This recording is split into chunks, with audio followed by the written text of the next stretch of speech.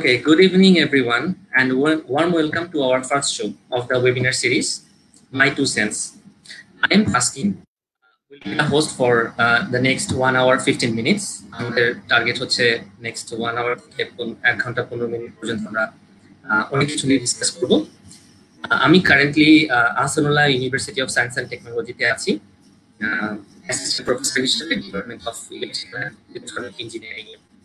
তো আমাদের এই শোটা আমরা আসলে ইংলিশ এবং বাংলা সবকিছু মিলিয়েই কথাবার্তা বলবো।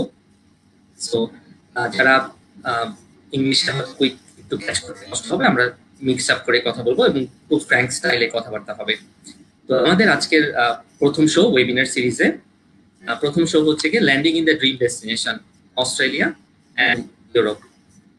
তো আমরা আজকে কি বিষয় নিয়ে কথা বলবো সেটা আমি একটু শুরুতে তো আপনাদের সবাইকে জানিয়ে দিতে চাই। তো প্রথম ইস্যুটা হচ্ছে গিয়ে যে আমি অ্যাজ এ স্টুডেন্ট যখন দেশের বাইরে ছিলাম, আমি অনেক কিছু ফেস করেছি যেটা আমি বিদেশে যাওয়ার আগে জানতাম না।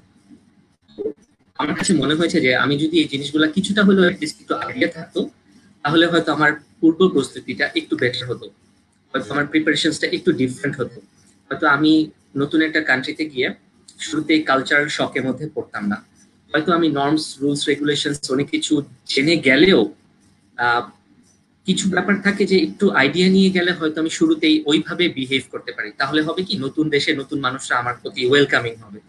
অথচ আমি যদি কিছু নাই জানি একদম এবং আমি আমার মতো অ্যাটিটিউড করি, তাহলে অনেক সময় দেখা যায় যে একটু ডিফারেন্ট একটা ফিলিংস হয়, একটু কঠিন হয় সবার সাথে একটু মিশতে হতে। আমরা আজকে এই বিষয়গুলো নিয়ে কথা বলবো যে দেশের বাইরে যেতে চাচ্ছি, কি কি প্রবলেমস আমার ফেস করতে হবে, কি কি প্রবলেমস আমি ফেস করলে সেগুলোকে কি কি ভাবে আমি সলভ করতে পারি, ঠিক আছে। তারপরে আমরা অনেকে আছে ফ্যামিলি নিয়ে প্রথমবারের মতো দেশের বাইরে যাই, তো সেক্ষেত্রেও আরো একটু চ্যালেঞ্জ চলে আসে, ফ্যামিলি মেম্বারসদেরকে সেটেল ডাউন করা, ওনাদের ভিসা থাকার ব্যাপার স্যাপার আছে। তারপরে কিছু ব্যাপার আছে যে আমি প্রথমবার দেশের বাইরে যাব, তো কি কি জিনিস আমার মাথায় রাখা দরকার, একটা পূর্ব প্রস্তুতির ব্যাপার আছে যে আমি কোনোদিন দেশের বাইরে যাইনি, তো আমার কি কি জিনিস আসলে মাথায় রাখা দরকার। তারপরে একটা বিষয় আমি যেটা ফেস করেছি যে যদি আমি এমন একটা দেশে পড়াশোনা করতে চাই যেখানকার মাদার ল্যাঙ্গুয়েজ ডিফারেন্ট দেন ইংলিশ। ইংলিশ আমরা যারা অস্ট্রেলিয়াতে, কানাডাতে, ইউএসএ তে পড়াশোনা করি, আমরা জানি যে ইংলিশ আমরা মোটামুটি ম্যানেজ করে নিতে পারি, হয়তো একটু এক্সেন্টটা ডিফারেন্ট হয়, বাট আমরা সেটা ইউজ টু হয়ে যাই। But for say Germany, France, Italy, Spain, ওই দেশে যদি আমরা পড়াশোনা করতে চাই, তাহলে কিন্তু লোকাল ল্যাঙ্গুয়েজের সাথে একটা বিষয় থাকে যেটা আমাদের একটু জানা দরকার। তো ওগুলো নিয়ে আমরা আজকে ডিসকাস করবো কিছুটা। তারপরে হচ্ছে কি আমরা রিসার্চ লাইফ নিয়ে একটু কথা বলবো, যে সুপারভাইজারের সাথে কিভাবে অ্যাটিটিউড করতে হবে, কি কি বিষয় মাথায় রাখা দরকার, একটা হেলদি রিলেশনশিপ রাখার জন্য আসলে কি কি করা দরকার। এবং ডেফিনেটলি একটা হেলদি রিলেশনশিপ আমাদের কিন্তু পুরো অনেক ইজিয়ার করে দেয়। আর ডেফিনেটলি কোভিড-19 এর কারণে অনেক ধরনের নতুন নতুন চ্যালেঞ্জ এসেছে সবার সামনে, যেটা এখন আমরা অ্যাপ্লাই করছি বাইরে যাওয়ার জন্য, যারা অলরেডি দেশের বাইরে আছে, সবাই ডিফারেন্ট চ্যালেঞ্জ ফেস করছি। ওগুলো নিয়ে আমরা কিছুটা ডিসকাস করবো যে সিচুয়েশন আসলে কিভাবে হ্যান্ডেল করা যায় এবং ওই দেশের সরকার আসলে কিভাবে জিনিসটাকে ট্যাকল করছে। তো এই সবকিছু ডিসকাস করার জন্য আমি আজকে দুজন গেস্টকে ইনভাইট করেছি, আমার খুবই কাছের মানুষ, আমার বন্ধু মানুষ। তারা একজন জার্মানিতে আছে, নাসিমুল ইসলাম মারুফ। আমি শুরুতে নাসিমুল ইসলাম মারুফকে একটু ইন্ট্রোডিউস করে দিতেছি। So Maruf is a PhD researcher who received his prestigious Marie Curie Fellowship from the European Union for his doctoral research in renewable energy-based systems. He is currently based at the Europa Universität Flensburg, Germany, where he is developing a sector-coupled energy system model for the North Sea region. He is an alumnus of KTH Sweden and Technical University of Eindhoven, Netherlands, where he completed his master's in Sustainable Energy Systems with Erasmus Mundus Scholarship. He is also an alumnus of IUT. Maruf has worked for several years as an assistant professor in the Department of EEE at American International University Bangladesh, AIUB, and Stanford University Bangladesh. He is also one of the co-founders of Light of Hope, a tech-based startup based shaping the future of education through technology in Bangladesh. So I cordially welcome you, Maruf. আমার second গেস্টকে আমি welcome করি, মীর নাহিদুল আম্বিয়া, শাওন নামে পরিচিত সবার কাছে। Nahid is currently pursuing his PhD degree in electrical engineering at the University of Sydney, Australia. His current research work is on weak grid integration and MTDC network on self-healing in collaboration with the University of New South Wales, UNSW, Australia, and Khalifa University, United Arab Emirates. He was previously with Eastern University in Bangladesh from 2009 to 2010 as a lecturer. Then he moved to UAE. From 2012 to 2013, he worked in the Khalifa University, which was previously known as Petroleum Institute. So he was working there as a research engineer. From 2013 to 17, he worked as an electrical engineer with Abu Dhabi National Oil Company Fertilizers on power system dynamics and stability, health and safety issues of the power interlock systems.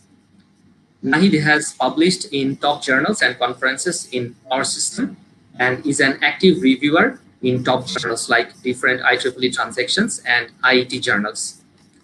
So I cordially welcome Shaun to our show. Thank you. প্রোগ্রামের শুরুতেই বলে রাখি আমরা তিনজনই classmate, so আমার জন্য তুই থেকে তুমিতে চলে আসাটা একটু ডিফিকাল্ট। হচ্ছে আমি তুই করেই বলবো, I hope audience will won't mind. তো মারুফ এবং শাউন, কেমন চলছে সবকিছু? একসাথে বলবো নাকি আলাদা আলাদা? মারুফ আগে বল। লেটস স্টার্ট উইথ মাঝখানে খুব টেনশনের দিন গেল করোনার জন্য, কিন্তু এখন আমি বলবো খুব ভালোই চলছে, সবকিছু মিলিয়ে বেশ ভালো। আর ইউরোপে এখন সামার চলছে, ডেফিনেটলি আমরা সারা বছর ওয়েট করি এই সময়টার জন্য, এখন এই জন্য আমাদের সবার মন খুব ভালো। আমাদেরও সেম, আমরা আলহামদুলিল্লাহ এখানে অস্ট্রেলিয়াতে কম্পারেটিভলি শুরু থেকে ইম্প্যাক্ট অনেক কম ছিল, স্পেশালি আমি সিডনিতে। সো সিডনিতে মোটামুটি ওরা ভালো মতো রিকভার করছিল। আবার রিসেন্টলি হচ্ছে অস্ট্রেলিয়াতে আবার করোনার ইম্প্যাক্ট একটু বাড়া শুরু হয়েছে আর একটা স্টেটে, ভিক্টোরিয়াতে। তো এই কারণে আমাদের মাঝখানে আমাদের পুরোপুরি ইজি হয়ে গেছিল, সবকিছুর সব ধরনের রেস্ট্রিকশন তুলে দেওয়া হয়েছিল। বাট এখন এনএসডব্লিউ তে আবার মানে আমাদেরকে একটু কশাস থাকতে হচ্ছে আর কি। সো আই হোপ যে ঠিক মতন সব যায়। সিডনিতে তো মনে হয় রাত 2টার মতো বাজে, রাইট? হ্যাঁ হ্যাঁ, ফ্যান্টাস্টিক। তো যেটা তোরা বললি অলরেডি কান্ট্রিগুলা নতুন একটা সিচুয়েশনে পড়েছে, নতুন ভাবে কোপ আপ করার চেষ্টা করতেছে। পিএইচডি লাইফে মানে দুইজনই যেহেতু পিএইচডি ক্যান্ডিডেট, পিএইচডি লাইফে কি কোনো সিরিয়াস ইম্প্যাক্ট করেছে এই কোভিড-19 এর লকডাউন তারপরে সোশ্যাল ডিস্টেন্সিং ইস্যুর কারণে? আমি বলি না? ওকে, আচ্ছা। প্রথম যেটা মনে হচ্ছিল যে করোনা আসার পর আসলে এটা পিএইচডির উপর আসলে খুবই ভয়াবহ একটা ইম্প্যাক্ট পড়বে, যে আসলে সব কাজকর্ম বন্ধ হয়ে যাবে, সবার সাথে কারোর সাথে যোগাযোগ হবে না। তো যখন ইউনিভার্সিটি থেকে বলা হলো যে এখন থেকে হোম অফিস, তখন ল্যাপটপ তারপরে ফুল সেট আপ নিয়ে বাসায় এসে সেট আপ নিয়ে বসে গেলাম। কিন্তু সমস্যা হলো তখন হচ্ছে গিয়ে সবার ছুটি, আমার বাচ্চার কিন্ডারগার্টেনও বন্ধ হয়ে গেল। তো তখন বুঝতে পারলাম যে না, বাসা থেকে পিএইচডি কাজ হয়তো হবে না। তারপর দেখলাম কয়েকদিন পর এই জিনিসটাই আস্তে আস্তে নর্মাল হয়ে গেল। আমরা বাসা থেকেই দেখা গেল আমরা একটা সেট আপ করে নিলাম, এবং হচ্ছে বাচ্চা দেখা যাচ্ছে আলাদা খেলছে বা কাজের সময় ডিস্টার্ব করেনি। তো সব মিলিয়ে আমি বলবো হচ্ছে এটাই এখন নতুন একটা নর্মাল হয়ে গেছে আর কি, যেটাকে সবাই নিউ নর্মাল বলছে। এটাই। আমি মারুফের সাথে এই পয়েন্টটা অ্যাড করবো যে আসলে আমার মনে হয় যে পিজি লাইফ যদি চিন্তা করি, স্পেশালি যারা ম্যারিড বা ফ্যামিলি নিয়ে থাকে, তাদের আসলে দুইটা লাইফ পাশাপাশি আনতে হচ্ছে আর কি। যে একটা হচ্ছে পিজির ইউনিভার্সিটি লাইফ, যেটা একসময় ইউনিভার্সিটিতে ছিল, বাসায় এসে বাসার ফ্যামিলিকে টাইম দেয়। বাট এখন তো এটা দুইটাই একই জায়গায় চলে আসছে। সো ফার্স্ট চ্যালেঞ্জ হচ্ছে অফকোর্স এই দুইটাকে ব্যালেন্স করে চলা। সেকেন্ডলি আই থিঙ্ক পিজির আমার মনে হয় যেমন আমার ক্ষেত্রে ইম্প্যাক্ট বেশি হয় নাই পিএইচডির কাজ, আমি যদি টেকনিক্যালি বলি আর কি। বাট এটা আই থিঙ্ক ডিপেন্ড করে যে কার জবের নেচার কেমন আর কি। যেমন আমি হচ্ছি পাওয়ার ইঞ্জিনিয়ারিং এ, পাওয়ার ইঞ্জিনিয়ারিং এ আমাদের পাওয়ার সিস্টেম আর পাওয়ার ইলেকট্রনিক্স দুইটা আছে আর কি।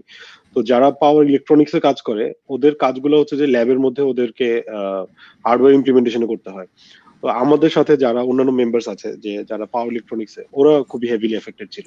কারণ হচ্ছে যে পিএইচডি একটা স্টেজ থাকে, হয়তো অনেকে যে স্টেজে চলে আসছে যে এখন তাদেরকে হার্ডওয়্যার ইমপ্লিমেন্ট করতে হবে, ওরা হেভিলি এফেক্টেড ছিল কারণ ওরা করতে পারছিল না। সো ইভেনচুয়ালি ওদের একটা রিপ্লেসমেন্ট ছিল যে ওরা অন্যান্য কাজও করবে, বাট ইভেনচুয়ালি হার্ডওয়্যার ইমপ্লিমেন্টেশন সম্ভব না। সো সেক্ষেত্রে ওরা টাইম ওয়েস্ট হচ্ছে। আমার ক্ষেত্রে যেটা হয়েছে যে আমি সফটওয়্যারে কাজ করি, তো আমি বাসা থেকে কাজ করতে পারছিলাম। তো এটাই আর কি। আমার ক্ষেত্রেও তাই আসলে, কারণ আমারও ম্যাক্সিমাম মডেলিং বেসড কাজ, তো বাসায় বসে এই জন্য কাজ করতে সমস্যা হয়নি। একটা প্রবলেম হয়েছে যেটা হচ্ছে এই ধরনের ইউরোপিয়ান ইউনিয়নের যে প্রজেক্ট গুলো, সেই প্রজেক্ট গুলো দেখা যায় অনেকগুলো কান্ট্রি ইউনিভার্সিটি কোলাবোরেশন থাকে। ফর এক্সাম্পল করোনা যখন পিকে, আমি তখন হচ্ছে নেদারল্যান্ডসে, আমি যেখানে হচ্ছে হোস্ট ইউনিভার্সিটি হচ্ছে জার্মানি, তো তখন আমাকে চলে আসতে হয়েছে সেই কাজটা অফ রেখে। কিন্তু তারপরে আমরা আসলে একটা ওয়ে ফাইন্ড আউট করেছি যে কিভাবে জুম মিটিং এর মাধ্যমে সবকিছু করা যায়। তো এখন সবকিছু normal. That's great, good to know that. আমি দর্শকদেরকে একটু বলতে চাই, আপনাদের যদি কোনো কোশ্চেন থাকে, যে কোনো সময় যে কোনো কিছু কোশ্চেন আপনারা টাইপ করতে পারেন। ফেসবুকে যেটা লাইভে যাচ্ছে আপনারা টাইপ করতে পারেন, আমরা গ্র্যাজুয়ালি আমাদের গেস্টদেরকে সেই কোশ্চেনগুলো পাস করে দিব। নেক্সট কোশ্চেনে আমি যাই, মারুফের কাছে আমার কোশ্চেন। মানে তুই তো পড়াশোনা করেছিস মাস্টার্স ইউরোপে, তারপরে পিএইচডি করতে আসা ইউরোপে। মাস্টার্স এবং পিএইচডির মাঝখানে আমার যতটুকু মনে পড়ে আরাউন্ড 4-5 বছরের একটা টিচিং পিরিয়ড ছিল মারুফের। সো সবকিছু যদি আমি কনসিডার করি, পিএইচডির জন্য ইউরোপিয়ান ইউনিয়নই কেন, মানে কেন অস্ট্রেলিয়া না, কেন ইউএসএ না, বা ইউরোপিয়ান ইউনিয়নের আসার পিছনে পার্সোনাল কোনো ইন্টারেস্ট ছিল কিনা, এই বিষয়টা নিয়ে আমি একটু মারুফকে জানতে চাই। পার্সোনাল ইন্টারেস্টটা আসলে শুরু হয় যেমন হচ্ছে মুভি টুভিতে আমরা যখন দেখি, যে ইভেন হলিউডের মুভিগুলোতেও দেখায় যে কিছু হলেই তারা ডেস্টিনেশন কোথায়, ইউরো ট্রিপ বা প্যারিস বা জার্মানি এসব জায়গায় আসতেছে। তো একটা ফ্যাসিনেশন তো ছিলই অবশ্যই ইউরোপের প্রতি। তো প্রথম প্রথম যখন অ্যাপ্লাই করা শুরু করি হায়ার স্টাডিজ এর জন্য, তখন দেখি হচ্ছে সত্যি কথা বলে সবচেয়ে বেশি টাকা পয়সা কোথায় দেয়, মাস্টার্সে। তো দেখলাম যে স্কলারশিপের দিক থেকে সবচেয়ে ভালো যেই কয়েকটা দেশ থাকবে বা যে কয়েকটা, মানে ইউরোপিয়ান ইউনিয়নে আসলে এরাসমাস মুন্ডাস স্কলারশিপ আসলে মাস্টার্স এর জন্য অনেক জেনারেস একটা অ্যামাউন্ট দেয়, যেটা দিয়ে চাইলে নিজে ওখানে থেকে খেয়ে পরে অনেক কিছু করা সম্ভব। ক্যামেরা, একটা ভালো ক্যামেরা কিনা, অথবা ইনফ্যাক্ট আমি আমার কথা বলতে পারি যে আমি আমার মাস্টার্স এর টাকা জমিয়ে আমি আমার বিয়ের খরচ পর্যন্ত দিয়েছি। তো এটাও ছিল আমার একটা প্রথম মোটিভেশন। তবে অবশ্যই এটা এটা ছাড়াও ইউরোপের আমি বলবো আরো অনেক ইম্পর্টেন্ট জিনিস আছে যেগুলো আমি কনসিডার করেছিলাম। যেমন হচ্ছে আহ, এই যে এক্সচেঞ্জ প্রোগ্রাম গুলো। ফর এক্সাম্পল আমার মাস্টার্স এর সময় আমি ইরাসমাস, আমাকে দুইটা ইউনিভার্সিটি এবং দুইটা ইউনিভার্সিটিতে কাজ করতে হয়েছে। তো এই সময় আমি আসলে অনেক রকমের লোকের দেখা পেয়েছি। এখন পিএইচডি সময় এসে আমি মোট 6টা ইউনিভার্সিটির সাথে কাজ করতেছি, 6টা দেশে যাচ্ছি নিয়মিত। তো একই জিনিসকে আসলে বিভিন্ন রকমের পার্সপেক্টিভ থেকে দেখা, বিভিন্ন রকমের অ্যাঙ্গেল থেকে দেখা, যে কোনো দেশ বলতেছে যে ওকে সবকিছু 100% রিনিউয়েবল করে দাও, আবার কোনো দেশ বলতেছে সবকিছু নিউক্লিয়ার করে দাও। তো কে আসলে কিভাবে দেখে, কিভাবে বলে, এটা আসলে বিভিন্ন দিক থেকে দেখাটা আমার মনে হয় উচিত। এবং এই সুযোগটা আমার মনে হয় অন্যান্য দেশে যতটুকু, ফর এক্সাম্পল আমেরিকায় গেলে একই পার্সপেক্টিভ থেকে দেখবে, বা অস্ট্রেলিয়ায় গেলে একই পার্সপেক্টিভ থেকে, এখানে আসলে একটু ডিফারেন্ট পার্সপেক্টিভ থেকে একই জিনিসকে দেখা সম্ভব। এটা একটা ব্যাপার ছিল। আর ছিল হচ্ছে রিসার্চের মান অবশ্যই ভালো। ফর এক্সাম্পল আমি যদি ইউনিভার্সিটি গুলার মানের কথা বলি, অস্ট্রেলিয়া দেখা যায় গ্রুপ 8 র্যাঙ্কিং থাকে, তারপরে ইউএসএ তেও অনেক ইউনিভার্সিটি অনেক র্যাঙ্কিং থাকে। বাট ইউরোপে ম্যাক্সিমাম ইউনিভার্সিটির আসলে একটা সিমিলার ক্যাটাগরিতে ফেলানো যায়। যেমন আমি মাস্টার্স এর সময় কেটিএইচ এর ডিগ্রি নিয়েছি, আইনধোভেন নেদারল্যান্ডস এর ডিগ্রি নিয়েছি, আবার পিএইচডি সময় এসে জার্মানিতে আমার সেটা ইকুইভ্যালেন্ট হয়ে গেছে, আমার এটা নিয়ে কোনো প্রবলেমে পড়তে হয় নাই। কিন্তু আমি যখন এই জিনিসটা আমি ইউএসএ তে যাব, তখন হচ্ছে এটাকে আমাকে আবার ডিগ্রি ইকুইভ্যালেন্সি প্রুফ করতে হবে যে এটা সমান। তো এটা একটা ব্যাপার ছিল।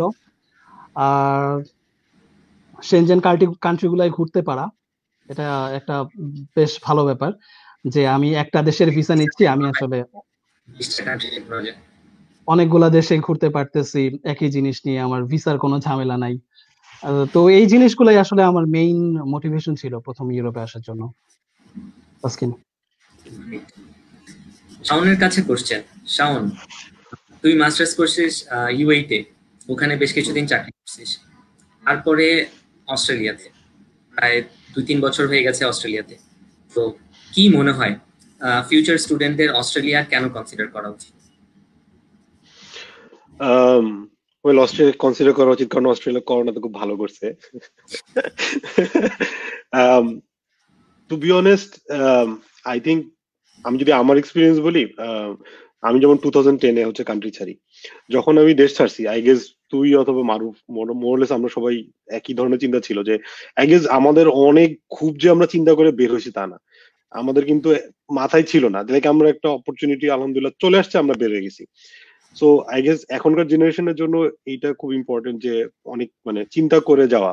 একটা হচ্ছে অপরচুনিটি আসা, আর একটা হচ্ছে যে বুঝে অপরচুনিটি নেওয়া। যখন অপশন দুইটা অপশন থাকে, আমি কোনটা নিব, ওই অপশন গুলো আমার সময় তো আমি এত চিন্তা করি নাই। টু বি অনেস্ট, আমি যখন ইউইতে গেছি আর কি মাস্টার্স এর জন্য, তখন আমাকে অনেকেই বলছে যে তুমি কেন যাচ্ছ, এটা র্যাঙ্ক তো ভালো না এরকম। বাট ইভেনচুয়ালি যেটা ছিল যে আমার সুপারভাইজারের সাথে আমার কাজ ভালো হয়েছে, তো লাকিলি ইট ওয়ার্কড আউট ওয়েল। অস্ট্রেলিয়াতে আসার জন্য আমি খুবই প্রিপেয়ার ছিলাম। হ্যাঁ, এটা আমি বলতে পারি যে অস্ট্রেলিয়াতে যখন আমি যাই, অস্ট্রেলিয়া চুজ করার জন্য আমি আমার প্রায়োরিটিস যদি বলি, হ্যাঁ, মারুফের সাথে কথা প্রসঙ্গে আমি বলতেছি যে আমার যেমন আমি মাইক্রোগ্রিডে কাজ করছি। মাইক্রোগ্রিডে ওয়ান অফ দ্য বেস্ট কাজ যদি আমি বলি যে আমি খুবই অ্যাপ্রিসিয়েট করি, সেটা হচ্ছে টিউডেলফ একটা টিম আছে। হ্যাঁ, টিউডেলফের একটা টিম আছে। আমার মানে স্বপ্ন আর কি, যে আমার ইচ্ছা ছিল এবং আমার মনে হয় যে আমি মাস্টার্সে যেই ধরনের কাজ করছিলাম, আমি ট্রাই করলে টিউডেলফে আমি স্পেসিফিক্যালি একজন দুইজনের আন্ডারেই কাজ করতে চাইতাম এবং আমি যাইতে পারতাম। বাট আমার জন্য প্রায়োরিটি ছিল যে আমি হচ্ছে একটা ইংলিশ স্পিকিং কান্ট্রিতে যাব, সেটেল হবো। কারণ ইট ওয়াজন্ট অনলি মি, আমার আরো দরকার ছিল, আমার বউ বাচ্চা আছে, আমাকে সেটেল হইতে হবে। তো আই থিঙ্ক যদি ইয়াং বা এখনকার জেনারেশনে চিন্তা করি, তাদেরকে আসলে তাদের প্রায়োরিটিস গুলো বুঝতে হবে যে তারা কি চায়। ওইটা বুঝলে, এটা আমার ক্ষেত্রে আমি যখন ইউইতে গেছি এত বুঝি নাই।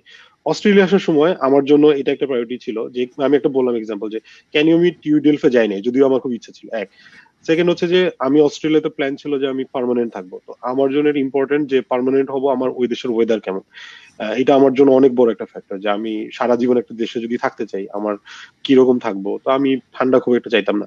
তো আই গেস এটা একটা রিজন। তো এখন যারা অস্ট্রেলিয়াতে আসতে চাবে, অস্ট্রেলিয়ার এডুকেশন ভালো নাকি খারাপ এটা নিয়ে আসলে বলার তো কিছু নেই, কিন্তু আমার মনে হয় সবার উচিত বোঝা আর কি, নিজের প্রায়োরিটিটা বুঝতে জানা, যেটা আমরা হয়তো 8-9-এর দিকে আমরা অনেকেই বুঝি নাই, আমরা আমাদের মতন বের হয়ে গেছি, বয়সের সাথে বুঝতে পারছি আর কি। হ্যাঁ, মানে আমি যদি কিছু অ্যাড করি যে আমাদের সময় আসলে এই ট্রেন্ডটা স্ট্রং ছিল না যে দেশের বাইরে যাব, পড়তে যাব। এই যে এখন একটা প্যাশন টাইপের হয়ে গেছে যে হায়ার স্টাডি অ্যাব্রোড একটা গ্রুপ আছে, সেখান থেকে আমরা অনেক কিছু জানতে পারছি। তো আমরা যখন 2008-9-এর দিকে পাশ করলাম, এই সময় আসলে লোকজন বা যারা সিনিয়ররা দেশে বাইরে গিয়েছেন, এতটা ইজিলি তারা সবকিছু ম্যানেজ করতে পারে। তো তখন আসলে চিন্তা ভাবনার স্কোপ কম ছিল। এখন আমার কাছে মনে হয় যে আমরা ডিনার করছি, আমরা ইনফরমেশন পাস করছি, যারা বিভিন্ন দেশে থাকে পড়াশোনা করে তারা তাদের ইনফরমেশন গুলো দিচ্ছে। এখন লোকজনের সামনে আসলে ওয়ার্ল্ড আরো অনেক বেশি ওপেন। সো আমি totally agree with you Shaun যে মানুষের আসলে এখন চিন্তা ভাবনা করে মুভ করা উচিত। আগে যেটা ছিল যে আচ্ছা চলে গেলাম, যাওয়ার পরে দেখি কি করা যায়, এখন মনে হয় একটু বুঝে শুনে স্টেপ নেওয়ার সময় চলে এসেছে। হ্যাঁ, মানে যেহেতু সুযোগ আছে বোঝাটা আর কি, ওইটা এই জিনিসটা আন্দাজ করা আর কি। তো এই প্রসঙ্গে আমি আরেকটু টেনে নিয়ে যেতে চাই সামনে আরেকটু রিলেভেন্ট কোশ্চেন, সেটা হচ্ছে গিয়ে যে আমরা যখন অ্যাডমিশনের জন্য অ্যাপ্লাই করি, দেখা যায় যে 10টা স্কুলে হয়তো অ্যাপ্লাই করলাম বা 15 স্কুলে অ্যাপ্লাই করলাম। আবার অস্ট্রেলিয়া নিউজিল্যান্ডের ক্ষেত্রে যখন আমরা অ্যাপ্লাই করি, প্রফেসর হয়তো 5-7টা প্রফেসর আমাদেরকে রিপ্লাই দিয়েছে। তো তারপরে দেখা যায় যে স্কলারশিপ যখন পাই, হয়তো 4-5টা স্কলারশিপ পেলাম, ধরলাম আমি একটু বেস্ট কেসই করলাম, 4-5টা স্কলারশিপ পেয়েছি।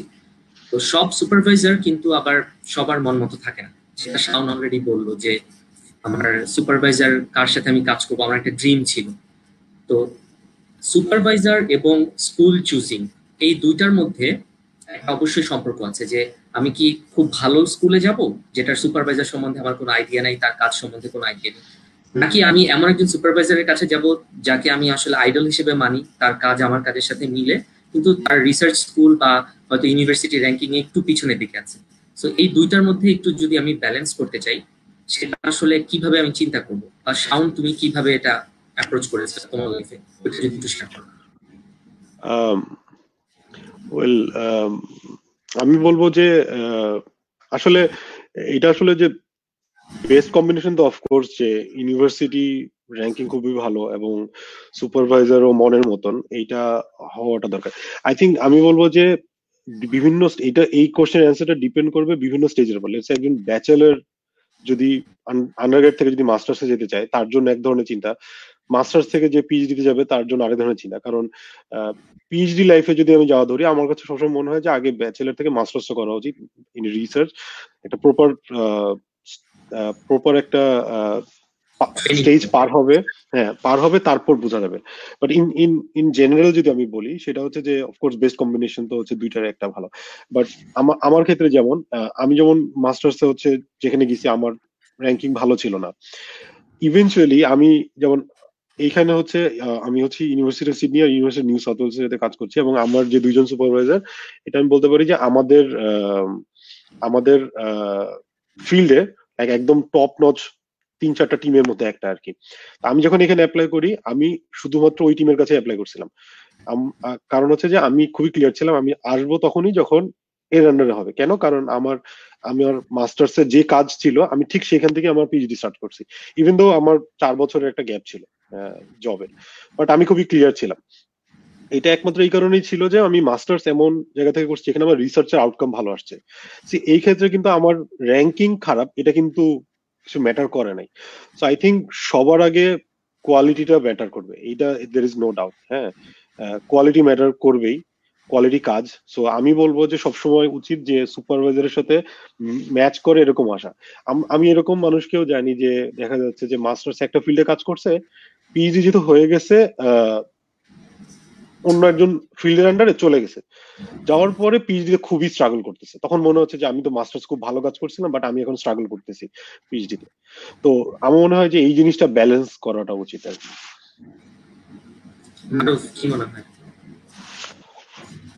আমার কাছে মনে হয় হচ্ছে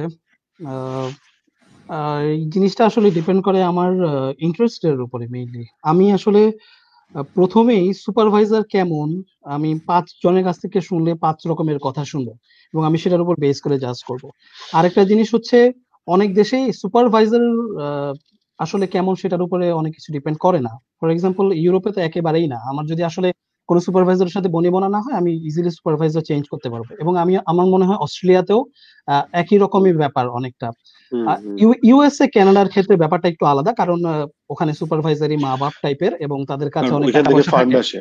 ফান্ড ওইখান থেকে ডিরেক্টলি আসে। হ্যাঁ, তাদের সাথে হচ্ছে সম্পর্ক ভালো রাখাটা এবং সে আসলে কেমন সেটা জেনে যাওয়াটা অনেক ইম্পর্টেন্ট। সেটার জন্য ইউএসএ তে আসলে অনেক ওয়েবসাইট আছে যে টিচারটা আসলে কেমন জানা যায়, অথবা কোনো সিনিয়র ভাইরা যদি থাকে সেখান থেকে জানা যায়।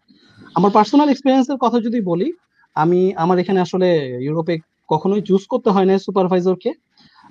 যেমন আমি মাস্টার্স এর সময় আমি আসলে যখন থিসিস করতে যাই আমি গিয়ে বুঝতে পারলাম যে 3-4টা টপিক আছে, আমি টপিক দেখে একটা টপিক চুজ করলাম এবং তারপরে জানতে পারলাম যে আমার সুপারভাইজার কে হবে। উনি একজন ভিয়েতনামিজ অ্যাসিস্ট্যান্ট প্রফেসর সেখানকার, এবং অনেক প্যারা দিচ্ছে সত্যি কথা, বাট অনেক হেল্পফুল ছিলেন এবং ওনার কারণে আমার মাস্টার্স লাইফে একটা পাবলিকেশন হয় ভালো।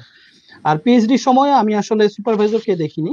আমি যখন মারি কুরি প্রজেক্টে অ্যাপ্লাই করি আমি দেখি হচ্ছে কি টোটাল 15টা পজিশন ছিল, তার মধ্যে আসলে কোন পজিশনগুলো আমার ইন্টারেস্ট সবচেয়ে বেশি আমি সেটার সাথে রিলেট করে আমি 2টা পজিশনের জন্য অ্যাপ্লাই করি, এবং একটার মধ্যে যখন হয় আমি তখন চলে আসি এবং তারপরে জানতে পারি যে আমার সুপারভাইজার কে। এবং হচ্ছে আমি ইনফ্যাক্ট ইউনিভার্সিটির র্যাঙ্কিং এর দিকেও তাকাইনি, কারণ আমার মাস্টার্স এর ইউনিভার্সিটি র্যাঙ্কিং এর তুলনায় কেটিএইচইউ এর তুলনায় পিএইচডি ইউনিভার্সিটি এই ইউরোপে ইউনিভার্সিটি অফ ফ্লেন্সবুর্গ যেটা, এটা অনেকে ইনফ্যাক্ট চিনেও না ইউনিভার্সিটিটা কোথায়। ফ্লেন্সবুর্গ শহরটার নাম অনেকে জানে না, কিন্তু সেটা আমার কাছে আসলে বেশি ম্যাটার করেনি, কারণ আমি মনে করেছি যে আমি যেই টপিকটা পছন্দ যে টপিকটা আমার আসলে পছন্দ সেই টপিকে যদি আমি পড়তে আসি এই 3 বছর আমার তাহলে পড়তে ভালো লাগবে, সেটা যেই জায়গায় হোক না কেন। তো আমার কাছে মনে হয় অবশ্যই প্যাশনেস্টিক থাকা উচিত যে আমার আসলে কোন জিনিসটা পড়তে ভালো লাগে, আমি কোন লাইনে মাস্টার পিএইচডি করতে চাই, হায়ার স্টাডিজ করতে চাই, তারপরে চুজ করা উচিত যে আসলে আমি যে জায়গাটা যাচ্ছি সেটা কেমন, এবং সেটা নিয়ে আসলে খুব বেশি চিন্তা করাটা আমি প্রয়োজন বোধ করি না। তাসকিন। মারুফ এবং শাওন, এটা আসলে যেটা আমিও পার্সোনালি ফিল করি যে প্রত্যেকের আসলে নিজ নিজ আন্ডারস্ট্যান্ডিং। তারপর আমরা চেষ্টা করছি যে আপনাদেরকে বিভিন্ন ধরনের ইনসাইট দিতে, যে বিভিন্ন অ্যাঙ্গেল থেকে আসলে চিন্তা করার জন্য। অনেকে আমরা চিন্তা করি যে না আমার সুপারভাইজার পারফেক্ট হতে হবে, ইউনিভার্সিটি র্যাঙ্ক ডাজন্ট ম্যাটার। আবার অনেকে চিন্তা করে যে না ইউনিভার্সিটি খুব ভালো হতে হবে, মানে সুপারভাইজার তার সাথে কিরকম সম্পর্ক হবে বা সে আসলে আমাদেরকে কিভাবে আমাদের প্রতি কিভাবে ওয়েলকামিং হবে, এগুলো হয়তো আমরা জানি না। সো বিভিন্ন অ্যাঙ্গেল থেকে আমার মনে হয় চিন্তা ভাবনা করে আগানোটা বেস্ট। পারফেক্ট। এখানে আমি একটা পয়েন্ট অ্যাড করতে চাই, যেমন ওই যে সুপারভাইজার হেল্প করার ব্যাপারটা, যেমন আমার মানে আমি মাস্টার্স এর সময় কাজের সবচেয়ে বড় অবদান আমি মনে করি যে আমার সুপারভাইজার, কারণ উনি এত হেল্পফুল ছিলেন, মানে he give me a tough time কারণ he was very strict, but at the same time সে এমন হয়েছে যে আমি আমার কাজ নিয়ে তার সাথে 2-3 ঘন্টা বসেছিলাম, সে আমাকে হেল্প করছে। ওই হেল্পটা না পাইলে আমি কখনোই পারতাম না আর কি। তো আমার মনে হয় এটা খুব ইম্পর্টেন্ট যে সুপারভাইজার মানে অ্যাজ এ পার্সন কেমন, সেটা কেমন এটা জানাটা, বুঝতে পারাটা, এটা লাকের ব্যাপারও, বাট প্লিজ ইনভেস্টিগেট করেই যাওয়া উচিত আর কি। তো নাহিদের আসলে এই কমেন্টসটা ধরে আমি আমার নেক্সট কোশ্চেনটা করতে চাই বা ডিসকাস করতে চাই ইস্যুটা নিয়ে। সেটা হচ্ছে যে সুপারভাইজারের সাথে রিলেশনের উপরে আসলে আমার মনে হয় রিসার্চ লাইফের সাকসেস অনেকটাই ডিপেন্ড করে। যদিও অনেক কান্ট্রিতে আমার স্কলারশিপ আসে ডিফারেন্ট সোর্স থেকে, সুপারভাইজারের পুরোপুরি হাত থাকে না। তারপর যেহেতু 4-5 বছর ধরে আমরা পিএইচডি চলাকালীন তার সাথে কাজ করি, বা ইভেন মাস্টার্সের সময় হয়তো 1 বছরের রিসার্চ ওয়ার্ক থাকে, তো সুপারভাইজারের সাথে একটা সম্পর্ক আমার মনে হয় হয়েই যায়। তারপরে আমরা চিন্তা করি যে আচ্ছা মাস্টার্স কমপ্লিট করে ফেললাম বা পিএইচডি কমপ্লিট করে ফেললাম, সুপারভাইজারের সাথে কিন্তু একটা লং টার্ম রিলেশন আমরা রাখি। ইন ফিউচারে আমাদের ক্যারিয়ারে দরকার হয়, জবের জন্য, বিভিন্ন ভাবে আমাদের সুপারভাইজারের সাথে সম্পর্কটা আসলে নেভার এন্ডিং সম্পর্ক একটা। ওদের এক্সপেরিয়েন্স থেকে আমার কোশ্চেন হচ্ছে ফার্স্ট মারুফের কাছে, যে সোফার মাস্টার্স এবং পিএইচডি লাইফে এমন কি কোনো বাজে সিচুয়েশন হয়েছে যে আমার কাছে মনে হয়েছে সম্ভব না এর সাথে কাজ করা, মানে I need to quit now, বা খুব সিভিয়ার টাইপের ডিপ্রেশন টাইপের কিছু কি হয়েছে যে সে চাচ্ছে একটা কিছু আমি কোনোভাবে মিলাতে পারতেছি না এবং সে আমাকে হেল্পও করবে না, এরকম একটা সিচুয়েশন যদি কখনো হয়ে থাকে লাইফে, এটা আমি জানতে চাচ্ছি। আমার পার্সোনাল এক্সপিরিয়েন্স আসলে এরকম কোনো এক্সপিরিয়েন্স আমার হয়নি আসলে। মাস্টার্স এর সময়ও হয়নি, পিএইচডির সময়ও হয়নি। এসব ব্যাপারে আমি বরাবরই আতেল ছিলাম, এবং আমি মনে করি যে সবসময় মনে করি যে আমার সুপারভাইজার যা বলে সে আমার থেকে অনেক বেশি জানে।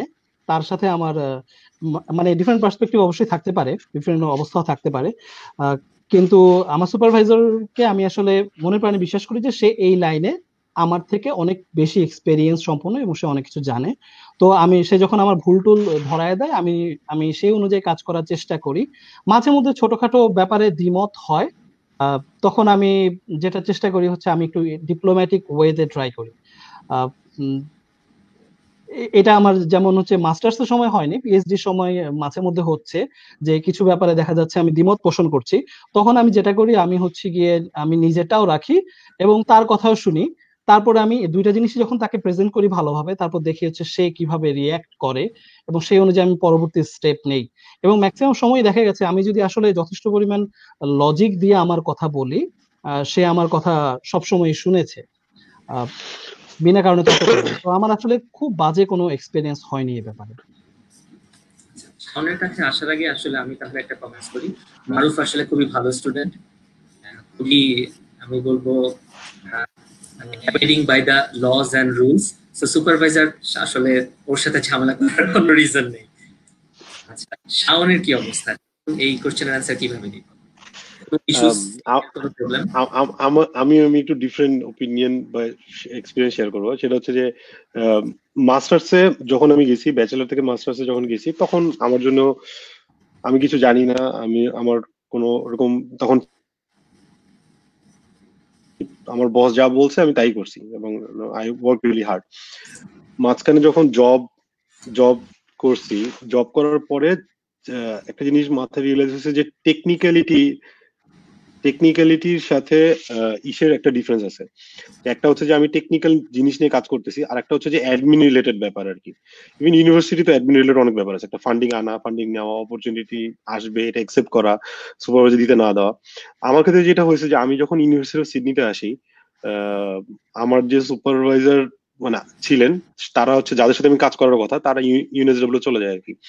এই জন্য একজন ইউসিডি আমাকে একজনকে রাখা হয়েছে যে হচ্ছে কাইন্ড অফ অফিসিয়ালি আমার সুপারভাইজার, কিন্তু তার সাথে আমার কোনো কাজ নেই। বাট তার সাথে আমার অনেক জায়গায় দ্বিমত হয়, এবং টু বি অনেস্ট আমি একটা জিনিস খুব ক্লিয়ারলি পিএইচডি তে করছি, সেটা হচ্ছে যে আমি কখনো নিজেকে কোনো সুপারভাইজারকে আমাকে স্টুডেন্ট হিসেবে ট্রিট করার সুযোগ দেইনি। সো এই জন্য আমি মানে তার সাথে আমার অনেকবার বিভিন্ন জায়গায় দ্বিমত হয়েছে, এবং আমি খুবই স্ট্রংলি আমার কথা বলছি, কারণ আমার কাছে মনে হয়েছে যে টেকনিক্যালি সে আমার থেকে ভালো জানে, there is no doubt, but when it comes to like being dynamic, যে সেই ক্ষেত্রে সে এনাফ কেপেবল নাও হতে পারে। এবং সেই ক্ষেত্রে এরকম অনেক আসছে যে একটা ফান্ডিং অপরচুনিটি আছে, বাট সে বলছে যে না না এটা ঝামেলা করবা কেন, আমি বলছি না আমি এগ্রি করি না। So I think for me আমার মনে হয়েছে যে ওই ক্ষেত্রে স্ট্যান্ড নেওয়া উচিত, এবং আমি স্ট্যান্ড নিছি। তো আমি বলবো যে পার্টিকুলারলি ইউসিডের ক্ষেত্রে আমার অনেক দ্বিমত হয়েছে, এবং প্রতিটা দ্বিমতেই আমি খুবই স্ট্রংলি আমার কথা পরিষ্কারভাবে বলছি আর কি। এন্ড আই থিঙ্ক যে at this stage I had to say something like that. Great answer, sound great. আমি আমার এবার অডিয়েন্সের থেকে একটু কোশ্চেন নিব। আমার প্রথম কোশ্চেন, শো এর first question from Tasnim Priyoti. ভাইয়া, এই কোশ্চেনটা হচ্ছে মারুফের কাছে, আমি আগে বলে রাখি। ভাইয়া, how much important is it to do relevant job in Bangladesh before applying two A subject for masters in Europe? Relevant job ব্যাপারটা আসলে খুব ডিফিকাল্ট বাংলাদেশের জন্য, যেখানে চাকরি পাওয়া যায় না ঠিক মতো, সেখানে আমি যদি রিলেভেন্ট জব খোঁজার চেষ্টা করি, তারপর দেখা গেল আমার চাকরিও হলো না, আমার বিদেশে যাওয়া হচ্ছে না, এইসব নিয়ে আসলে আমার মনে হয় বেশি চিন্তা না করাই ভালো। যদি আসলে হায়ার স্টাডিজের ইচ্ছা থাকে, আমি বলবো হচ্ছে গিয়ে পাশ করার পর থেকে প্রথম থেকেই, মানে ব্যাচেলর কমপ্লিট করার পর প্রথম থেকেই আসলে অ্যাপ্লাই করার জন্য আসলে কোথায় যাব, কবের মধ্যে যাব, সেটার জন্য আমার আসলে কিভাবে প্রিপেয়ার করা উচিত সেসব নিয়ে মাথা ঘামানো উচিত, জব নিয়ে কম চিন্তা করা উচিত। তবে যদি এমন অবস্থা হয় যে না আমি আসলে আরো 1-1.5 বছর দেশে থাকবো, আমি চাকরি করব, চেষ্টা করা উচিত হচ্ছে রিলেভেন্ট লাইনে চাকরি খোঁজা। কিন্তু এটা খুবই ডিফিকাল্ট আসলে বিদেশে আসার জন্য। যেমন অনেকেই মনে করে হচ্ছে গিয়ে লেকচারার পজিশন বা এইসব পজিশনে থাকলে ভালো। হ্যাঁ, লেকচারার পজিশনে থাকলে একটা সুবিধা পাওয়া যায় যে রিসার্চ ব্যাকগ্রাউন্ড হিসেবে এটাকে ক্লেম করা যায়। তবে কেউ যদি অন্য কোনো কাজও করে সেটা ওকে। আমি মনে করি হচ্ছে গিয়ে it's all about professional experience. আমি আসলে সকালবেলা ঘুম থেকে উঠবো, আমি কোন ড্রেসটা পরে অফিসে যাব, আমি অফিসে গিয়ে সবার সাথে কিভাবে কথা বলবো, মিটিং এ কিভাবে কথা বলবো, টিম বিল্ডিং কিভাবে হবে, আবার অফিসে কিভাবে আসবো। তো আমি অফিসে বেসিক্যালি যে কাজটা করতেছি সেই কাজটুকু বাদে আর বাকি যে ট্রেনিং গুলো আছে সেগুলো আসলে অনেক important, on the job training যেটাকে বলে। তো আমি বলবো এই জন্য রিলেভেন্ট হলে খুব ভালো, না হলে কোনো অসুবিধা নাই। যেই যা পাওয়া যায় চাকরি যদি আমি দেশে থাকি সেই লাইনে করলে কোনো প্রবলেম হওয়ার কথা না আমার মতে। নাইস। আরেকটা কোশ্চেন নিব, এই কোশ্চেনটা শাওনকে করব। মীর নাবিলা আশরাফের question, if within middle of my PhD or masters my supervisor left the university or changed the university, what will happen? What I need to plan at that moment?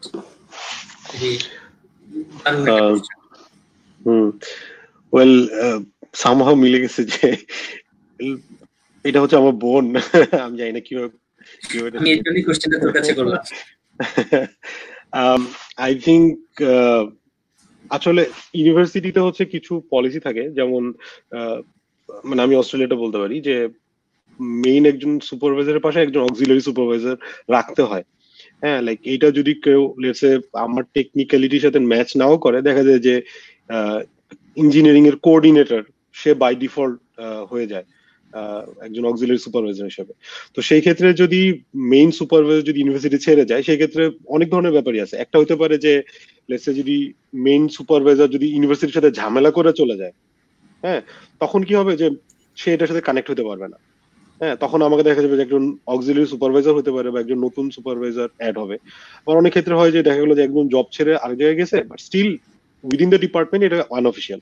তখন দেখা যায় যে আরেকজনকে মেইন সুপারভাইজার বানানো হয়, যেটা আমার ক্ষেত্রে যেমন হয়েছে। হ্যাঁ, যে মেইন সুপারভাইজার হচ্ছে আরেকজন হচ্ছে আমার যে মেইন সুপারভাইজার হওয়ার কথা বা ছিল, সে এখন কো সুপারভাইজার হয়ে গেছে। But still even though he is in other university, দেখা যাচ্ছে যে সেই টেকনিক্যালি সব গাইড করতেছে। সো এটা ডিপেন্ড করে যে পার্টিকুলারলি ওই ইনসিডেন্টটাতে কিভাবে ইন্টারনালি মানে ঘটনাটা ঘটতেছে, যে যে চলে গেছে তার সাথে রিলেশন, ডিপার্টমেন্টের এক্সিস্টিং রিলেশনটা কেমন এটা। আর আর আরেকটা হচ্ছে যে অ্যাজ এ স্টুডেন্ট, একটা হচ্ছে যে স্টুডেন্টরা এফেক্টেড হয়, এটা ফর শিওর। কারণ যদি ফ্যাকাল্টি যদি চলে যায় তখন স্টুডেন্টের জন্য ঝামেলা হয়, যে ইউনিভার্সিটি বা কান্ট্রি ছেড়ে চলে যেতে পারে। তখন তাকে দেখা যায় যে মেইন সুপারভাইজার এতদিন কাজ করছে, তার সাথে আমাকে তো লিঙ্ক রাখতেই হবে, কারণ সে আমার কোর কাজ সম্বন্ধে অ্যাওয়্যার। তো সেই ক্ষেত্রে তাকে হচ্ছে অনলাইনে কথা বলতে হয়। তো এটা একটু difficult, but it's manageable. Higher studies এর ক্ষেত্রে এই ধরনের জিনিস খুবই কমন, এবং এটা আসলে like part of your higher study life. So it's fine. If it happens it is unfortunate, but এটা ডিল করা খুব একটা কঠিন না আর কি। থ্যাংক ইউ শাওন, খুব সুন্দরভাবে পুরো বিষয়টা বুঝিয়ে দেওয়ার জন্য। আমরা এবার আরেকটা টপিকে আসি একটু গল্প করার জন্য। টপিক যদি এরকম হয় যে আমি আমার একজন মেন্টরের কাছে গেলাম এবং আমি তাকে বুঝায় বললাম যে দেখেন, আমি আসলে আমার লাইফে সারা জীবন খালি পড়াশোনা করছি, কিছুই করি। আমি সোজা বাংলায় যদি বলি আতেল। আমি অনেক পড়াশোনা করছি, সারাদিন বই খাতা নিয়ে বসে। এখন আমি ফার্স্ট বয়, সেকেন্ড বয় দেশের বাইরে যেতে চাচ্ছি। What are the challenges? কারণ আমরা যারা দেশের বাইরে ছিলাম বা এখনো যারা আছি, আমরা জানি যে শুধুমাত্র পড়াশোনা দিয়ে আসলে সবকিছু হয় না। ঠিক আছে? সো এই ক্ষেত্রে how should I prepare myself, এটা যদি আমি ফার্স্টে জানতে চাই মারুফের কাছে। আচ্ছা, যতটা আতেল আমাকে বলা হচ্ছে তত আতেল আমি আসলে না, কিন্তু এনিওয়ে আমি উত্তর দিতে পারি। কোয়েশ্চেনটা হচ্ছে, আমি আসলে কিছুই জানি না, আমি সারা জীবন শুধু পড়াশোনা করছি। আমি এখন যদি বিদেশ যেতে চাই তাহলে আমার আসলে কি কি করা উচিত?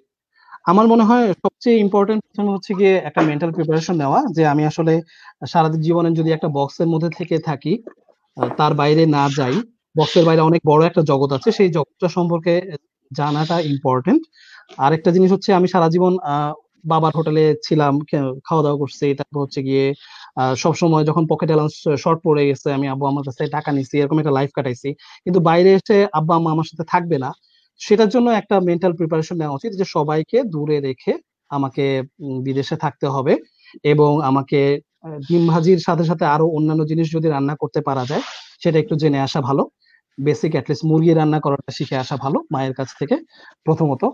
তারপর হচ্ছে কালচারাল প্রিপারেশনের একটা ব্যাপার থাকে, যেমন আমি সারা জীবন দেশে হচ্ছে অনেক কিছু দেখি নাই, আমাকে বিদেশে এসে সেই জিনিসগুলা আমার চোখে পড়তে পারে, যেটা দেখে আমি অবাক হয়ে তাকায় থাকতে পারি, তখন আমাকে মানুষজন ফ্রিক বলতে পারে। তো আমার আসলে একটা দেশে যাওয়ার আগে জানা উচিত সেই দেশে মানুষজন আসলে কেমন, তাদের সাথে কিভাবে কথাবার্তা বলতে হবে। উম আমি একটা মজার কথা বলতে পারি, যেমন হচ্ছে কি জার্মানিতে একটা রুল হচ্ছে কি, আমরা বাংলাদেশে যেমন বার্থডে সময় 1-2 দিন আগে অনেক সময় উইশ করে বসি, বা 12টার আগে উইশ করে বসি হ্যাপি বার্থডে। জার্মানিতে যেমন এই কাজটা কখনোই করা যাবে না, কারণ হচ্ছে তারা এটাকে একটা কুসংস্কার হিসেবে দেখে, যে আমি যদি জন্মদিনের আগে তাকে হ্যাপি বার্থডে উইশ করি, তার এরপরে তার মৃত্যু হতে পারে এবং তারপরে তার জন্মদিনটা তার নাও করা হতে পারে। তো আমি যাতে এরকম কোনো কাজ না করি। তো এই ধরনের অনেক কালচারাল প্রিপারেশন থাকে, যে আমি যে দেশে যাব আমার মনে হয় সেই দেশে ইউটিউবে ঘাটাঘাটি করলে, দু একটা ডকুমেন্টারি দেখলে, what to do what not to do, এটা একটা ইনিশিয়াল প্রিপারেশন হতে পারে। তারপর হচ্ছে সোশ্যাল মিডিয়া এঙ্গেজমেন্ট আমার কাছে মনে হয় একটা ইম্পর্টেন্ট জিনিস, যে আমি আসলে মাস্টার্সে যাব, আমি এখানে আমার আমার সাথে আমি ধরে নিলাম যে আমার সাথে বাংলাদেশি কেউ যাচ্ছে না, আমি সেখানে যাওয়ার পরেই সেখানে আসলে কারা আছে, সেখানে কোনো বাংলাদেশি যদি থাকে, বা আমার মাস্টার্স এর ইন্ডিয়া থেকে হয়তো কেউ গেল, পাকিস্তান থেকে হয়তো কেউ গেল, তাদের সাথে একটু চ্যাট করা। এখন যে জিনিসগুলো আসলে অনেক সহজ হয়ে গিয়েছে, তো এই জিনিসগুলা আগে করে নিলে দেখা যাবে সেখানে গিয়ে ফ্রি হতে অনেক কম সময় লাগবে, এবং হচ্ছে একসাথে থাকলে একসাথে অনেক অনেক জায়গায় যাওয়া যাবে, অনেক কিছু একসাথে করা যাবে। এই সোশ্যাল মিডিয়া এঙ্গেজমেন্টটা আগে থেকে করে ফেলতে পারলে ভালো হয়। আসার আগে একটু সবার সাথে পরিচিত হয়ে নেওয়া, অ্যাটলিস্ট একটা ফেসবুক গ্রুপ খুলে বা হোয়াটসঅ্যাপ গ্রুপ খুলে সবার সাথে একটু গল্প করা, খোশ গল্প করা।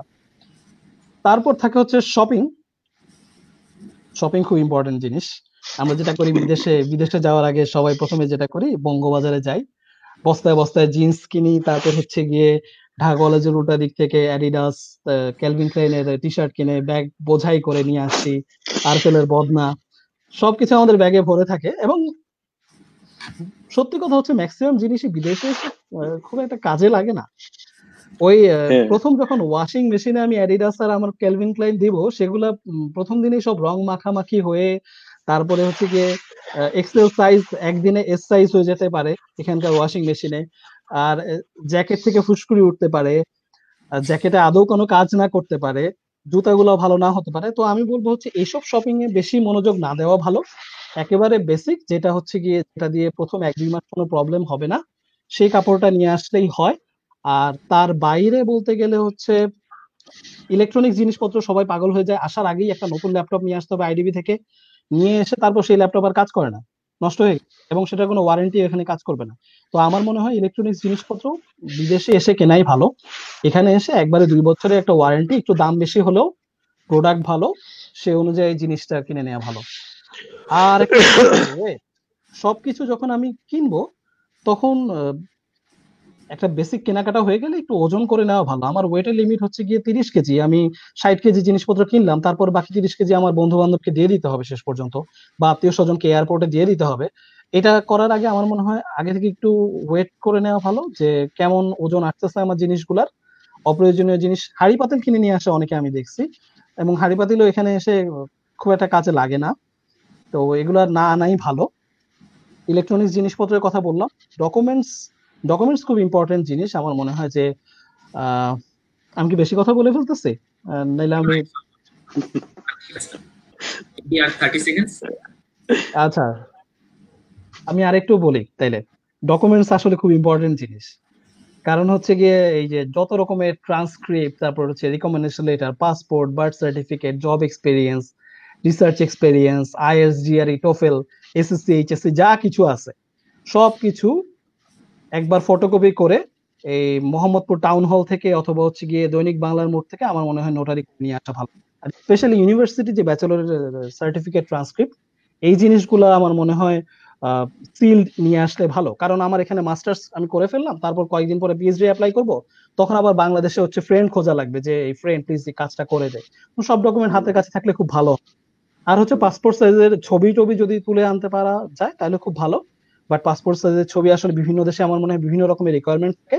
তো যে যেই দেশে যাবে সেই দেশের বেশ কিছু পাসপোর্ট সাইজের ছবি, আমি বলবো 40-50টা ছবি সাথে রাখলে খুব সুবিধা হয়। নাইলে এখানে এসে যেটা হয়, এখানে এসে পাসপোর্ট সাইজের ছবিও বুথে ঢুকে নিজে নিজে তুলতে হয়, টাকা দিতে হয়, একে তো কস্টলি, তার উপর ছবি তোলাও খুব কষ্টের ব্যাপার।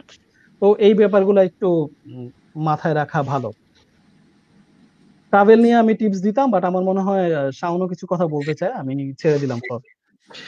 না, তুই মোটামুটি সবই কভার করছিস আই গেস। একটা জিনিস বলবো যে ওই অরিজিনাল, মানে কেউ যখন আসবে বাংলাদেশ থেকে দেশের বাইরে, অরিজিনাল যে ডকুমেন্টস গুলা, এটা আমার মনে হয় লাগেজে না রাখা ভালো, এটা আমার মনে হয়। কারণ লাগেজ হারা যেতে পারে, এর জন্য যে হ্যান্ডব্যাগ থাকে, অরিজিনাল কপি গুলো হ্যান্ডব্যাগে রাখা ভালো, এটা অনেক সময় মিসিং থাকে আর কি।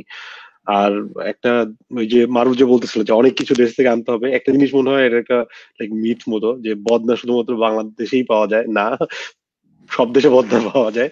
আমাদের অস্ট্রেলিয়াতেও বদনা পাওয়া যায়, তো কেউ যদি অস্ট্রেলিয়া আসে, বদনা বাংলাদেশ থেকে কিনে আনার দরকার নেই, এখানে পাওয়া যাবে বদনা। That's it. Thank you Shaon. আমরা এরপরে জানতে চাই, সেটা এরকম যে আমি যে শহরে যাব সেই শহরে আমার এয়ারপোর্ট নেই। আমি প্রথম যাচ্ছি ঢাকা থেকে, ওই শহরে ভালো একটা ইউনিভার্সিটি আছে, বাট ওই শহরে এয়ারপোর্ট নেই। আমি নিয়ার বাই একটা শহরে নামলাম। যদি আমি মারুফের ক্ষেত্রে চিন্তা করি, আমার ওখানে যাওয়া হয়েছিল। সো ফ্লেন্সবুর্গে এয়ারপোর্ট নেই, তার নিয়ারেস্ট এয়ারপোর্ট হচ্ছে হ্যামবুর্গে। সো হ্যামবুর্গে একটা বেশ বড় একটা এয়ারপোর্ট আছে। আর বাংলাদেশ থেকে কানেক্টিং ফ্লাইট গুলো, সেগুলো যে নামবে আইদার মিউনিখে অথবা ফ্র্যাঙ্কফুর্টে, সেখান থেকে ডোমেস্টিক কানেকশন নিয়ে হ্যামবুর্গ থেকে আমাকে বাস অথবা ট্রেন কোন একটা ধরে ফ্লেন্সবুর্গ যেতে হবে আর কি। তো জার্মানির মতো কান্ট্রি, যেখানে হচ্ছে গিয়ে ইউজুয়ালি স্পিকাররা বা যারা সাধারণ লোকজন খুব একটা ইংলিশ বলতে চায় না, হয়তো জানে বুঝে, প্রথম পরিচয় হয়তো সে বলবে না আমি ইংলিশ জানি না, খুব ফ্লুয়েন্টলি অ্যান্সার দিবে না। আমার একটু টাফ এক্সপিরিয়েন্সই ছিল প্রথম জার্মানিতে গিয়ে।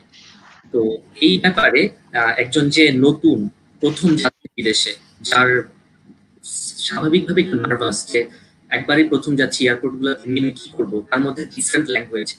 তো এরকম যে মারুফ কি বুদ্ধি দিতে পারিস, কি করা উচিত? আচ্ছা, প্রথম কথা বলি, আমি আমি কিন্তু বিদেশে মাস্টার্স করে গেলেও মাস্টার্স এর সময় যেটা হয়েছিল সেটা হচ্ছে আমি এসে প্রথমে ইউনিভার্সিটির একটা টিমে আমাদেরকে হচ্ছে রিসিভ করে স্টকহোমে, আয়ারল্যান্ডাতে। তারপর হচ্ছে আমি যখন ট্রেনে উঠে জিজ্ঞেস করছিলাম কোন দিকে যাব, কোথায় নামবো। সাথে আমার বাংলাদেশের ফ্রেন্ডরা তো ছিলই, আমরা সবাই মিলে জিজ্ঞেস করতেছিলাম এবং উত্তরগুলো পাচ্ছিলাম আমরা ইংলিশে। এবং একই একই এক্সপিরিয়েন্স আমার নেদারল্যান্ডসেও, তারা তো অনেক ভালো ইংরেজি বলে। তো আমার কোনো আইডিয়া ছিল না যে জার্মানিতে এসে আসলে আমাকে কি অবস্থায় পড়তে হতে পারে। এবং আমি খুব কনফিডেন্টলি সবাইকে বাই দিয়ে এসে এয়ারপোর্টে উঠে, আমি তো এর আগে বিদেশে ছিলাম 2 বছর, আমি জার্মানিতে এসে নামলাম হামবুর্গে। এসে আমি নেমে দেখি মানুষজনকে আমি জিজ্ঞেস করি কোন দিকে যাব, কি করব, কোন ট্রেনে উঠবো, কেউ আমার কথা বুঝতে পারে না।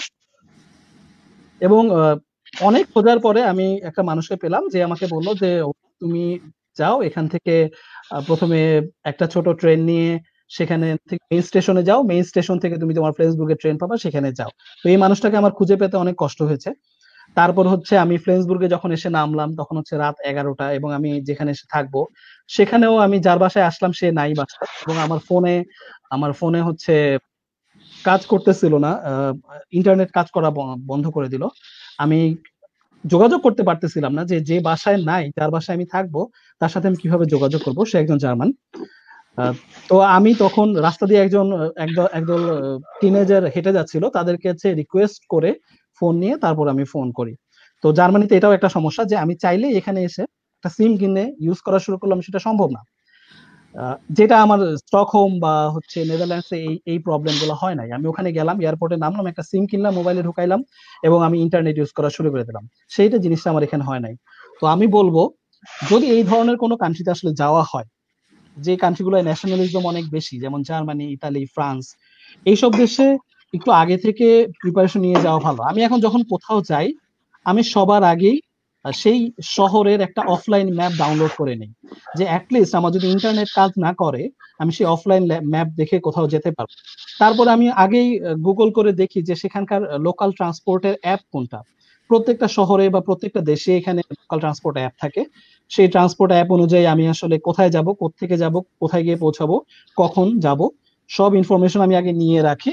এবং খরচ কত সেই অনুযায়ী ক্যাশ টাকা, অবশ্যই জার্মানিতে কার্ড অনেক জায়গায় চলে না, এটাও একটা এক্সেপশন। সমস্ত ইনফরমেশন নিয়ে, সমস্ত প্রিপারেশন নিয়ে আমার মনে হয় যাওয়া উচিত। এই কোশ্চেনটা এখন আমি শাওনকে করব। শাওন, আমরা যারা অস্ট্রেলিয়াতে ছিলাম, তুই তো এখনো আছিস, অজি ইংলিশ একটা ডিফিকাল্ট জিনিস। প্রথমেই আমরা ফেস যে একটা অ্যাকসেন্ট, এমন একটা অ্যাকসেন্ট দিয়ে তারা গ্রিট করে যেটা বুঝতে একটু সময় লাগে। তো যারা দর্শক আছে, আমি তো আমার ছোট এক্সপিরিয়েন্স বলি যে আমি যখন প্রথম অস্ট্রেলিয়াতে গেলাম, সিঙ্গাপুর এয়ারলাইন্সে আমি ল্যান্ড করার পরে পার্থের এয়ারপোর্টে, তো ইমিগ্রেশন অফিসার খুব হাসি দিয়ে গ্রিট করলো, যেটা আমি এক্সপেক্ট করছিলাম।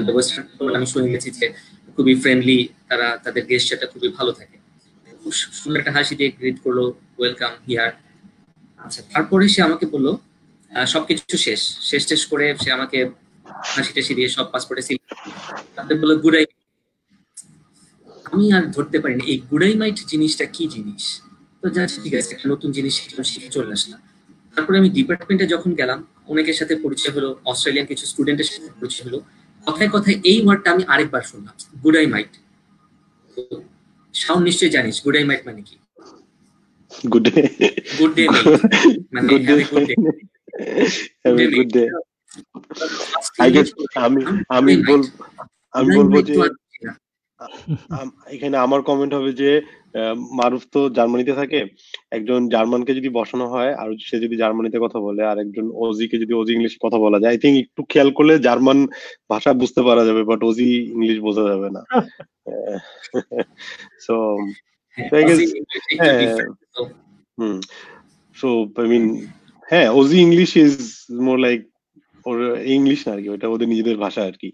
তাও তো এখানের মানে সিডনিতে হচ্ছে অত ফিল করা যায় না, মোটামুটি একটু ওই যে অ্যাবরিজিনাল দূরের যেগুলা, তাদের কথা তো বোঝা যায় না আর কি। তো হয়েছে 1-2 বার এরকম হয়েছে। আর ওদের আমরা নিজস্ব অনেক অনেক টার্মস আছে, যেমন ব্রেকফাস্ট ওরা ব্রেকি যেগুলোকে বলে, বলে স্ল্যাং। হ্যাঁ ব্রেকি বলে এরকম। আমিও খুব বেশি যে জানি তাও না, বাট এগুলো হচ্ছে বেশিরভাগই ওই যে কিছু বললে রেসপন্স হচ্ছে মাথা নাড়লেই হবে আর কি, দ্যাটস ইট। ট্রিক্স হচ্ছে এটা, যা বলবে মাথা নাড়তে হবে আর কি। বলে এটা ইন্টারেস্টিং আর কি যে ওদের ইংলিশ ডিফারেন্ট। তো এটা আমি আসলে সবাইকে বলতে চাই যে আপনারা মানে যারা নতুন যাচ্ছেন, ধরে নিয়ে না যে ইংলিশ আমরা যেরকম ব্যাকগ্রাউন্ড ইংলিশ শিখি বাংলাদেশে, ঠিক আপনি শুরুতে গ্রিট করবে বা ওইরকম কথা, তো আনকমফোর্টেবল সিচুয়েশন হতে পারে। সো এটি আর কি। আমি একটু বলতে চাই তাসকিন এই ব্যাপারে। প্লিজ। সেটা হচ্ছে জার্মানিতে যদি কেউ আসতে চায়, পার্টিকুলারলি জার্মানি বা ফ্রান্স বা এই ধরনের দেশগুলায়, আমার মনে হয় একটু ল্যাঙ্গুয়েজ শিখে আসাটা ভালো হবে। আমি নিজে শিখে আসি নাই, কারণ আমি অনেক কনফিডেন্ট ছিলাম যে আমি পারবো, কিন্তু এসে আসলে আমাকে অনেক অনেক বিপদে পড়তে হয়েছে। যেমন আমি আসলে দোকানে গিয়ে মাংসের দাম জিজ্ঞেস করাটা বা হচ্ছে আমি কতটুকু নিব, এই বেসিক কমিউনিকেশনও করতে পারতেছিলাম না। তো একেবারে যদি যদি পসিবল হয় যে জার্মানিতে আমার অ্যাডমিশন হয়ে গেছে, আমি এখন বাইরে যাব, আর 3-4 মাস আমার হাতে সময় আছে, তখন হচ্ছে গিয়ে গোথে ইনস্টিটিউটে যদি একটা ল্যাঙ্গুয়েজ কোর্স করা যায় তাহলে হচ্ছে খুবই ভালো, অ্যাটলিস্ট বেসিক লেভেল A1। আরো যত কোর্স করা যাবে তত বেশি ভালো, কারণ হচ্ছে আলটিমেটলি মাস্টার্স পিএইচডি করার পরে যখন চাকরি করতে যাবে তখন ল্যাঙ্গুয়েজ থাকলে এটা অনেক বড় একটা প্লাস পয়েন্ট, চাকরি পাওয়ার সম্ভাবনা অনেক বেড়ে যাবে। আর যদি সেটাও না হয় যে আমার আসলে সময় নাই, আমার আসলে লাস্ট কয়েকটা দিন পার্টি করতে সময় চলে যাবে, গোথেতে আমি যেতে পারবো না, তাহলে হচ্ছে আমি বলবো যে ইউটিউবে বা হচ্ছে গিয়ে বিভিন্ন রকমের অ্যাপ আছে, এগুলো দিয়ে একেবারে বেসিক কমিউনিকেশন, যে বাজারে গিয়ে কিভাবে কথা বলতে হবে বা হচ্ছে গিয়ে রাস্তাঘাটে কিভাবে কথা বলতে হবে, কোন দিকে যাব, এই ধরনের কিছু কমিউনিকেশন জেনে আসা ভালো। তাসকিন। আমি একটু ছোট কমেন্ট করতে চাই যে এখন তো আবার হচ্ছে যে মানে আমাদের সময় থেকে এখন একটু ডিফারেন্ট হয়েছে, যে এখন তো টেকনোলজি চলে আসছে। যেমন দেখা যায় যে কারণ আমি চায়না গেছিলাম, চায়না যে ল্যাঙ্গুয়েজ নিয়ে সমস্যা পড়ছে, তো এখন আজকাল তো ওই যে অ্যাপও আছে যেগুলো দিয়ে ট্রান্সলেট করা যায়। তো ওয়ার্স্ট কেস কেউ যদি অলরেডি দেখা গেছে জার্মানি চলে গেছে এবং পারে না এবং কোপ আপ করতে পারছে না, সেক্ষেত্রে ট্রান্সলেটর যেগুলো সেগুলো ইউজ করতে পারে। আমি যেহেতু ইউইতে ছিলাম, ইউইটা বলতে পারি। যেমন ইউইতে হচ্ছে আরবি, অনেকে মনে করে যে আরবি জানতে হবে, আসলে আরবি না জানলেও হয়। সেই ওইখানে ইংলিশ ভালো মতোই চলে এবং হিন্দি উর্দু খুব বেশি চলে আর কি। তো ওগুলোর যদি একটু জানা থাকে, বাংলাদেশের সবাই হিন্দি উর্দু বুঝে আর কি। সো ইভেনচুয়ালি ওই ইউজ টু হয়ে যাওয়া যায় আর পারা যায় আর কি, বাট একটু প্রিপারেশন রাখা ভালো। লাইক যেটা মারুফ বললো আর কি, যে ওই প্রিপারেশনটা অ্যাটলিস্ট একজনকে আরেকজনের থেকে আগায় রাখবে আর কি। যেটা আমি শোয়ের শুরুর দিকে বলছিলাম যে আমরা আগে আসলে এই জিনিসগুলার অনেক কিছু জানতাম না এবং আমাদের আসলে অনেক কিছুই সম্ভব ছিল না, যেমন ট্রান্সপোর্টের ব্যাপারগুলা, গুগল ম্যাপের ব্যাপারগুলা। এখন জিনিসগুলো যেহেতু খুবই ফ্লেক্সিবল হয়ে গেছে, তো আমি সাজেস্ট করবো যে যারা আমরা দেশের বাইরে যাচ্ছি, যেখানে অ্যাটলিস্ট কিছু প্রিপারেশনের মধ্যে এই জিনিসগুলা ইনক্লুড করি, যে গুগল ম্যাপটা, ট্রান্সলেটরটা, কোথায় কি করতে আমাকে রিড করতে হবে, কি কি জিনিস থাকতে পারে, মোটামুটি নোট করে নিলে সবার জন্য ভালো হবে আর কি, ফার্স্ট এক্সপেরিয়েন্সটা। আচ্ছা, আস্তে আস্তে আমরা একটু মজার কোশ্চেনের দিকে যাই। তো এই কোশ্চেনটা হচ্ছে এরকম যে আমি একজন ফ্যামিলি পার্সন, আমি প্রথম দেশের বাইরে যাচ্ছি। হয়তো আমি আমার ফ্যামিলিকে প্রথমে নিয়ে না যাওয়ার চিন্তা করব, যেহেতু নতুন জায়গা, নতুন অনেক কিছু আমি জানি না, বুঝি না। তো যাওয়ার পরে দেখা যাচ্ছে যে স্বাভাবিকভাবে আমি একটু হোমসিক হব। নতুন জায়গা, আমার পরিবার পরিজনকে রেখে আসছি, আর প্রথমে একটু স্ট্রাগল থাকে সবার সাথে কোপ আপ করা, নতুন জায়গায় কোপ আপ করা, অন টপ অফ দ্যাট হোমসিকনেস।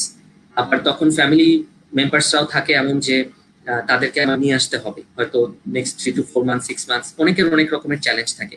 তো এইরকম একটা ইস্যু যদি আমার সামনে আসে, স্বাভাবিকভাবে একটা কান্ট্রির স্পাউস ভিসা পেতে একটু সময় লাগে, কিছু প্রসিডিউর আছে। তো এটা এরকম একটা ইস্যুর ক্ষেত্রে যারা আমরা ইউরোপে পড়াশোনা করতে যেতে চাচ্ছি পিএইচডির জন্য বা মাস্টার্সের জন্য উইথ ফ্যামিলি, আমি কোশ্চেনটার জন্য মারফত করতে চাই প্রথমে যে ইউরোপের ক্ষেত্রে এরকম প্রবলেম আমরা কিভাবে ট্যাকেল করব শুরু থেকে, একটু শর্ট করে বলি আর কি। আচ্ছা, আমাকে একটু কোশ্চেনটা করতে হবে, কি ধরনের প্রবলেম আসলে? প্রবলেমটা হচ্ছে আমি প্রথম আমি নিউলি ম্যারিড, স্বাভাবিকভাবে আমার একটু হোম সিকনেস। আমি নিউলি ম্যারিড নাও হতে পারি, ধরুন আমার একটা ফ্যামিলি আছে, আমি চাচ্ছি ফ্যামিলিকে নিয়ে যেতে। আমার পিএইচডিটা যেহেতু 4-5 বছরের, আমি ফ্যামিলি নিয়ে যেতে চাচ্ছি সাথে করে। তো স্বাভাবিকভাবে অনেকে আমরা করি প্রথমে ফ্যামিলি নেই না, যাওয়ার পরে আস্তে আস্তে কাগজ প্রসেস করে তারপরে সবকিছু বাসা টাসা দেখে যদি গাড়ি কেনা লাগে গাড়িটা কিনি, সবকিছু একটু সেটেল ডাউন করে তারপরে আমি ফ্যামিলিকে নিই। তো এই ক্ষেত্রে আমার ভিসার প্রবলেম হতে পারে, ডকুমেন্টস প্রবলেম হতে পারে, ম্যারেজ সার্টিফিকেটের একটা ইস্যুস থাকে, বাচ্চার বার্থ সার্টিফিকেট দেখায় অনেক কিছু প্রুফ করতে হয়। তো এই প্রবলেমটা ইজি করার জন্য শুরু থেকে প্রিপারেশনটা কিরকম হওয়া উচিত? বুঝতে পেরেছি। আমি আসলে জার্মান পার্সপেক্টিভ থেকে বলতে পারবো এটার উত্তর, কারণ আমি যখন মাস্টার্স করি তখন আসলে আমার স্ত্রীকে স্পাউসকে নিতে হয়নি। তো জার্মানিতে যেটা সেটা হচ্ছে গিয়ে আমি যতই তাড়াহুড়া করার চেষ্টা করি তাড়াহুড়া হবে না। কারণ হচ্ছে জার্মানি হচ্ছে খুবই ব্যুরোক্রেটিক একটা দেশ। এখানে পদে পদে ব্যুরোক্রেসি, পদে পদে কাগজ লাগবে। আমার এখানকার এক্সপেরিয়েন্স হচ্ছে এখানে যদি আমি ইমেইল করি সেই ইমেইলের রিপ্লাই আসে হচ্ছে গিয়ে ১ সপ্তাহ পরে, এবং সেই ইমেইলের রিপ্লাই আসে হচ্ছে বাই পোস্ট, যে ওদেরকে ফোন করতে হবে, এবং ফোন করে আমি শুনি হচ্ছে জার্মান ভাষার কথাবার্তা। তো আমি যদি যতই চেষ্টা করি যে আমি খুব ফাস্ট করব, হবে না। ওদের যে সিস্টেম করা আছে গত ১০০ বছর ধরে তারা ডেভেলপ করছে, সেই সিস্টেম অনুযায়ী আমাকে স্টেপ বাই স্টেপ করতে হবে। তো আমি যদি জার্মানিতে আসতে চাই, আমার স্ত্রীকে আমি যদি, প্রথম কথা হচ্ছে আমি যদি ড্যাড স্কলারশিপ হোল্ডার হই, তাহলে আমার স্ত্রীর আসলে কোনো ল্যাঙ্গুয়েজ জানা লাগবে না। আমি যদি ব্লু কার্ড হোল্ডার হই, যেটা আমার কেস ছিল, তাহলে আমার স্ত্রীর কোনো A1 সার্টিফিকেট বা এই ধরনের কিছু লাগবে না। কিন্তু আমি যদি একটা নর্মাল স্টুডেন্ট, যে আমি শুধু টিউশন ফি দিয়ে ওয়েভার দিয়ে পড়তে আসতেছি এখানে, তাহলে আমার স্ত্রীকে আনার জন্য আমার আসলে অনেক কিছুই করণীয় আছে। যেমন হচ্ছে গিয়ে আমার বউকে প্রথমেই বলতে হবে, তোমার আমার যদি দেখা হইতে হয় তাহলে তোমাকে অবশ্যই এখন জার্মান ল্যাঙ্গুয়েজ শিখতে হবে। এটা হচ্ছে তোমার প্রেমের প্রথম পরীক্ষা। তুমি যাও, কোনো একটা গোথে ইনস্টিটিউটে ভর্তি হও, অথবা কোনো একটা প্রাইভেট টিউটরও নিতে পারো, সেখান থেকে তুমি জার্মান ল্যাঙ্গুয়েজ শেখো A1। আর নেক্সট স্টেপ হবে হচ্ছে কি, আমি যে শহরে গেলাম এখানে আমি এসে প্রথমে আমাকে বাসা খুঁজতে হবে, এবং সেই বাসার একটা নির্দিষ্ট সাইজ দেওয়া থাকে। সাইজটা অবশ্য অনেক বড় না, তো সেটা নিয়ে ভয় পাওয়ার কিছু নাই। অনেক সময় হচ্ছে গিয়ে স্টুডেন্ট ডরমিটরি দেখাইলেও হয়, বাট এটা ডিপেন্ড করে হচ্ছে স্টেট টু স্টেট বা সিটি টু সিটি ভ্যারি করে। ফর এক্সাম্পল, নর্মাল কেস হচ্ছে জার্মানিতে আমি যদি পার পার্সন 12 মিটার স্কোয়ারের বাসা নেই তাহলেই হবে। তো এখানে আসার পর প্রথমেই হচ্ছে একটা বাসা নেওয়া, যে বাসা পাওয়াটা খুবই কঠিন কাজ, কিন্তু ফর এক্সাম্পল এইসব ব্যাচেলর স্টুডেন্টদেরকে বিদেশেও ভাড়াইতে চায় না, কারণ মানে একা আসছে, পার্টি পার্টি করবে, আবার কোন দেশ থেকে আসতেছে। তো এগুলা থেকে যদি রেহাই পেতে চাই তাহলে বলতে হবে যে আমি একজন অনেক বড় মানের রিসার্চার, আমি তোমার দেশের উন্নতি সাধন করতে আসছি। এই ধরনের ইন্টারভিউ দিয়ে অনেক সময় বাসা পেতে হয় জার্মানিতে। তারপরে বাসা পাওয়ার পরেই সেটার সিটি হলে গিয়ে এখানে রেজিস্ট্রেশন করে ফেলতে হয় যে আমি বাসা পাইছি। নেক্সট হচ্ছে প্রুফ করতে হবে হচ্ছে কি, আমি যে আসবো, আমার বউকে নিয়ে আসবো, আমি এবং সে দুইজনই আসলে খেয়ে পরে চলতে পারবো কিনা। তো আমার নিজের থাকা খাওয়ার টাকা পয়সা ছাড়াও আমার স্ত্রী যে থাকা খাওয়ার টাকা পয়সা লাগে সেটা দেখাইতে হবে। এখন সেটা দুই ভাবে দেখা যেতে পারে। কারো যদি দেশে অনেক টাকা পয়সা থাকে, সে সেটা তার জার্মান ব্যাংক অ্যাকাউন্টে এনে দেখাইলেও হয়, যে 10,000 15,000 ইউরো। বাট এটা ডিপেন্ড করে যে আসলে আমি কোন সিটিতে আনতেছি। কেউ যদি হামবুর্গে থাকে তাকে 10,000 দেখাইলে হবে না, তাকে হয়তো 15,000 দেখাইতে হবে। কেউ যদি ফ্লেন্সবুর্গে থাকে 10,000 না দেখাইলেও হবে, তাকে 8,000 দেখাইলেও হবে। তো এই ধরনের প্রিপারেশন ফার্স্ট নিতে হবে। সেটা যদি না হয় তাহলে হচ্ছে যদি আমার কোনো জব থাকে তাহলে খুব ভালো। ফর এক্সাম্পল, আমি আমার স্টুডেন্ট জবের পাশাপাশি, স্টাডির পাশাপাশি আমি একটা পার্ট টাইম চাকরি করতেছি হয়তো, সেই পার্ট টাইম চাকরির কোনো ডকুমেন্ট আমি দেখাইলাম, যে আমার বউ আসলে সে এখানে না খেয়ে পরে মরবে না। তো এই পে স্লিপ হয়ে গেলে 3 মাসের যখন আমার একটা পে স্লিপ বা কোনো একটা প্রুফ থাকবে বা অ্যাকাউন্টে টাকাগুলো থাকবে, তারপরে হচ্ছে আমি অ্যাপ্লাই করতে পারবো। অনেক সময় হচ্ছে কি টাকা পয়সা ব্লক করে দেখাতে হয় জার্মানিতে, যে এই 8,000 ইউরো আছে, সেই 8,000 ইউরো আমি ব্লক করে দিলাম, এই টাকাটা আমি কোথাও সরাবো না। আবার এটা ডিপেন্ড করে হচ্ছে বিভিন্ন স্টেটের উপর। বেটার হচ্ছে এই ব্যাপারে এখানে সিটি হল, যেটা রাত হাউস বলে ওরা, সেই রাত হাউসে সরাসরি কন্ট্যাক্ট করা আগে। এখানে থাকলে হচ্ছে সরাসরি গিয়ে তারপরে বলা যে আমি একা থাকতে পারতেছি না, আমার বউকে আনবো। তো আমার আসলে কত টাকা পয়সা দেখানো লাগবে, স্ট্রেট কথাবার্তা, জার্মানরা স্ট্রেট কথাবার্তা খুব পছন্দ করে। কত টাকা পয়সা দেখানো লাগবে এবং কত মিটার স্কোয়ারের বাড়ি দেখানো লাগবে, ওরা খুব সুন্দর উত্তর দিয়ে দিবে, এবং সেই অনুযায়ী একটা পর একটা প্রিপারেশন নেওয়া। বাংলাদেশে যে প্রবলেমটা হবে সেটা হচ্ছে গিয়ে ভেরিফিকেশন। ভেরিফিকেশনটা মানে ভয়াবহ রকমের ভেরিফিকেশন করে জার্মান এম্বাসি। আমার বিয়ে হওয়ার, বাচ্চা হওয়ার 2 বছর পরেও গিয়ে আমার বাসায় গিয়ে আমার মাকে লয়ার কোশ্চেন করছে যে বিয়েতে কতজন দাওয়াত খাইতে আসছিল। যে কোশ্চেনটা দেওয়া আমার আম্মার জন্য একটু টাফ ছিল। তো একটা অ্যামাউন্ট গেস করে তখন বলে দিচ্ছে যে 400-500 এরকম কিছু একটা। তো যেটা হয় আসলে ভয় পাওয়ার কিছু নাই, সময় লাগবে বললাম যে নিম্নে 3 মাস, ম্যাক্সিমাম 12 মাস পর্যন্ত সময় লাগতে পারে। বাট সবকিছু আমার মনে হয় স্টেপ বাই স্টেপ প্রসেস হবে, এবং যদি কোনো প্রবলেম না থাকে স্পাউস খুব তাড়াতাড়ি চলে আসবে। আচ্ছা, থ্যাংক ইউ মারুফ। অস্ট্রেলিয়াতে বিষয়টা একটু হয়তো ইজিয়ার। অস্ট্রেলিয়ান গভর্নমেন্ট শুরু থেকে পিএইচডি স্টুডেন্টদেরকে একটু অপশন দিয়ে রেখেছে যে তারা ফ্যামিলি নিয়ে আসতে চায় শুরু থেকেই ফ্যামিলি সহ ভিসা অ্যাপ্লাই করা যায় আর কি। I guess I am right, Shaon, কি বলিস? হ্যাঁ, অস্ট্রেলিয়াতে মাচ ইজিয়ার। আর আমার ক্ষেত্রে তো মানে আমার ওয়াইফ আমরা একসাথে আসছি, আমি হয়তো ইউইটা বলতে পারবো, যেমন ইউইতেও অত ডিফিকাল্ট না। বাট ইউইতে একটা প্রবলেম যেটা হয় যে কেউ যদি ইউইতে যেতে চায়, ইউইর একটা সমস্যা হচ্ছে যে মানে ওই অ্যাডমিনিস্ট্রেটিভ প্রবলেম গুলো আর কি। ওদের ডকুমেন্টস হচ্ছে প্রথমে হচ্ছে মানে বাংলাদেশের ফরেন মিনিস্ট্রি থেকে শুরু করে এডুকেশন মিনিস্ট্রি রিলেটেড এগুলো থেকে তো অ্যাটেস্টেড করাতেই হয়। তারপর আবার বাংলাদেশের আবুধাবি এমবাসি থেকে, ইউই এমবাসি থেকে অ্যাটেস্টেড করাতে হয়। তারপর আবার ওগুলা এখানে আসার পর ইউই থেকে আবার কিছু অ্যাটেস্টেশন আছে। তো ওগুলো যদি আগে থেকে কেউ প্রিপেয়ার করে রাখে তাহলে টাইম সেভ হয়। আর আদার দেন দ্যাট ইউই তে হচ্ছে ডিপেন্ডেন্ট বলতে হচ্ছে মানে ওয়াইফ স্পাউসের জন্য খুব বেশি সময় লাগে না। হ্যাঁ, মানে নিজে থেকে পুশ করলে চেঞ্জ হবে না, but usually it doesn't take long. Okay, Taskin, শাওনের কাছে পরের কোশ্চেন হচ্ছে ডক্টর সারা রহমানের কাছ থেকে, how to maintain parallelly the PhD study and the family. তোর এক্সপেরিয়েন্সটা শেয়ার কর। আমার এক্সপিরিয়েন্স হচ্ছে আমি আমি সবসময় পিএইচডি এবং ফ্যামিলি মেনটেন করার চেষ্টা করি। আই হোপ যে আমার ফ্যামিলি মেম্বারও এটা এগ্রি করবে। বাট যেটা হয় যে পিএইচডিতে অনেক সময় দিতে গেলে দেখা যায় যে কারণ পিএইচডিতে একটু এক্সট্রা এফোর্ট দিতে হয়, তো এক্সট্রা এফোর্ট দেওয়ার কারণে দেখা যায় যে সময় ফ্যামিলি তো কম আসতে পারে। বাট আমি শুরু থেকে একটা জিনিস যেটা মেনটেন করে আসতেছি আমার পিএইচডি শুরু থেকে, সেটা হচ্ছে আমি ওয়ার্কিং ডেতে অনেক কাজ করলেও আমি উইকেন্ডে কখনো কোনো কাজ নেই না। তো আমার জন্য এটা ক্লিয়ার যে আমি উইকেন্ডে কোনো ধরনের কাজ নেই না, আনলেস এটা খুবই ইমার্জেন্সি কিছু। সো আমি অলওয়েজ উইকেন্ডে প্ল্যান রাখি, এবং আমি উইকেন্ডে উইকডেজের থেকে বেশি বিজি থাকি। আমাকে কোনো স্কেডিউল করতে গেলে অনেক আগে থেকে বলতে হয়। কেন? কারণ আমি ফ্যামিলির সাথে কিছু না কিছু প্ল্যান হয়, সেটা ফ্রেন্ডসদের সাথে দেখা করা হোক, কোথাও আড্ডা দিতে যাওয়া হোক, বা আমি আইআইটি থেকে, আইআইটির একটা সার্কেল আছে, আইআইটির বাইরে অনেক সার্কেল আছে। বাট আমার স্ট্র্যাটেজি হচ্ছে যে উইকেন্ডে আমি কোনোভাবে আমার কাজ নিয়ে আসার চেষ্টা করি না। আর উইকডেজে যেটা হয় যে যদি একটু টাইম বেশিও দেই, ট্রাই করি যে সেটা উইকেন্ডে সেটা মানে কভার আপ করতে আর কি।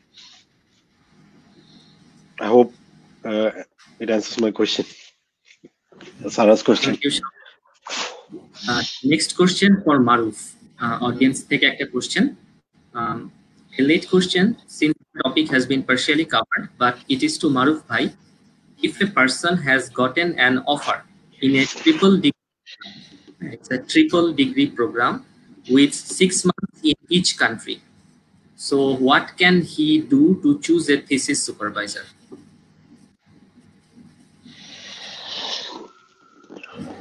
আচ্ছা, এটা দুই ভাবে দেখা যায়। একটা হচ্ছে গিয়ে আমি আসলে যে 3টা দেশে করতেছি, কোন দেশটা আমার কি আসলে চেঞ্জ করার সুযোগ আছে কিনা। আমি বলতে চাচ্ছি যে থিসিসের সময় আমার আসলে চুজ করার সুযোগ আছে কিনা। ফর এক্সাম্পল, আমি যদি আহ আমি আমি র্যাঙ্কিং করব একটা, আমার কেস হলে আমি হচ্ছে গিয়ে আমার 3টা দেশের মধ্যে র্যাঙ্কিং করব যে আমি যদি আসলে বিদেশে থাকতে চাই, আমি যে কান্ট্রিতে আমার চাকরির সুবিধা, চাকরির বাজার বেশি ভালো, আমি ফার্স্টে সেই কান্ট্রিটা চুজ করব, যে জার্মানি নাকি নেদারল্যান্ডস নাকি সুইডেন নাকি ফিনল্যান্ড, আমি যেই দেশে আমার চাকরি পাওয়ার সুবিধা হবে সেটা আমি চুজ করব। নেক্সট হচ্ছে আমি দেখবো হচ্ছে থিসিস সুপারভাইজারের ব্যাপারটা। বাট এই ব্যাপারে আমরা আগে একবার কথা বললাম যে আমার মনে হয় প্যাশনেস্টিক থাকা উচিত।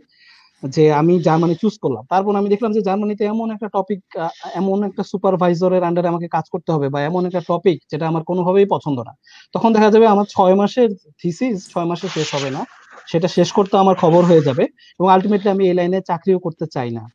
তো আমার মনে হয় প্যাশনটাও ইম্পর্টেন্ট, বাট ফার্স্টে একটু র্যাঙ্কিং করে নেওয়া ভালো যে ওকে এই দেশগুলোর মধ্যে কোন দেশটা ভালো, তারপর হচ্ছে দেখা উচিত যে এরপরে যে টপিক গুলো আছে আমি পারবো কিনা। আসলে মোটামুটি করতে পারলে আমার মনে হয় সেই দেশেই করা উচিত, যদি বিদেশে থাকার প্ল্যান থাকে। ওকে, সাথে একটা সম্পূরক কোশ্চেন। এই কোশ্চেনটা হচ্ছে আনিকা তাসনিম প্রিয়তির কাছ থেকে। If not spouse, can my mother or father be taken as dependent in Europe during masters? অবশ্যই যাবে। ডিপেন্ড করবে হচ্ছে ওই একটা জিনিসের উপর, আমার বাসায় থাকার জায়গা আছে কিনা, আর হচ্ছে কি আমার তাদেরকে খাওয়ানোর জন্য টাকা পয়সা আছে কিনা। এই দুটো জিনিস যদি থাকে তাহলে সম্ভব। নাইস। তারপরে কোশ্চেনটা হচ্ছে শাওনের জন্য। কোশ্চেনটা হচ্ছে রবিউল ইসলাম জনের কাছ থেকে। I did a spoken Arabic course in my BSc. Should that be enough for UAE?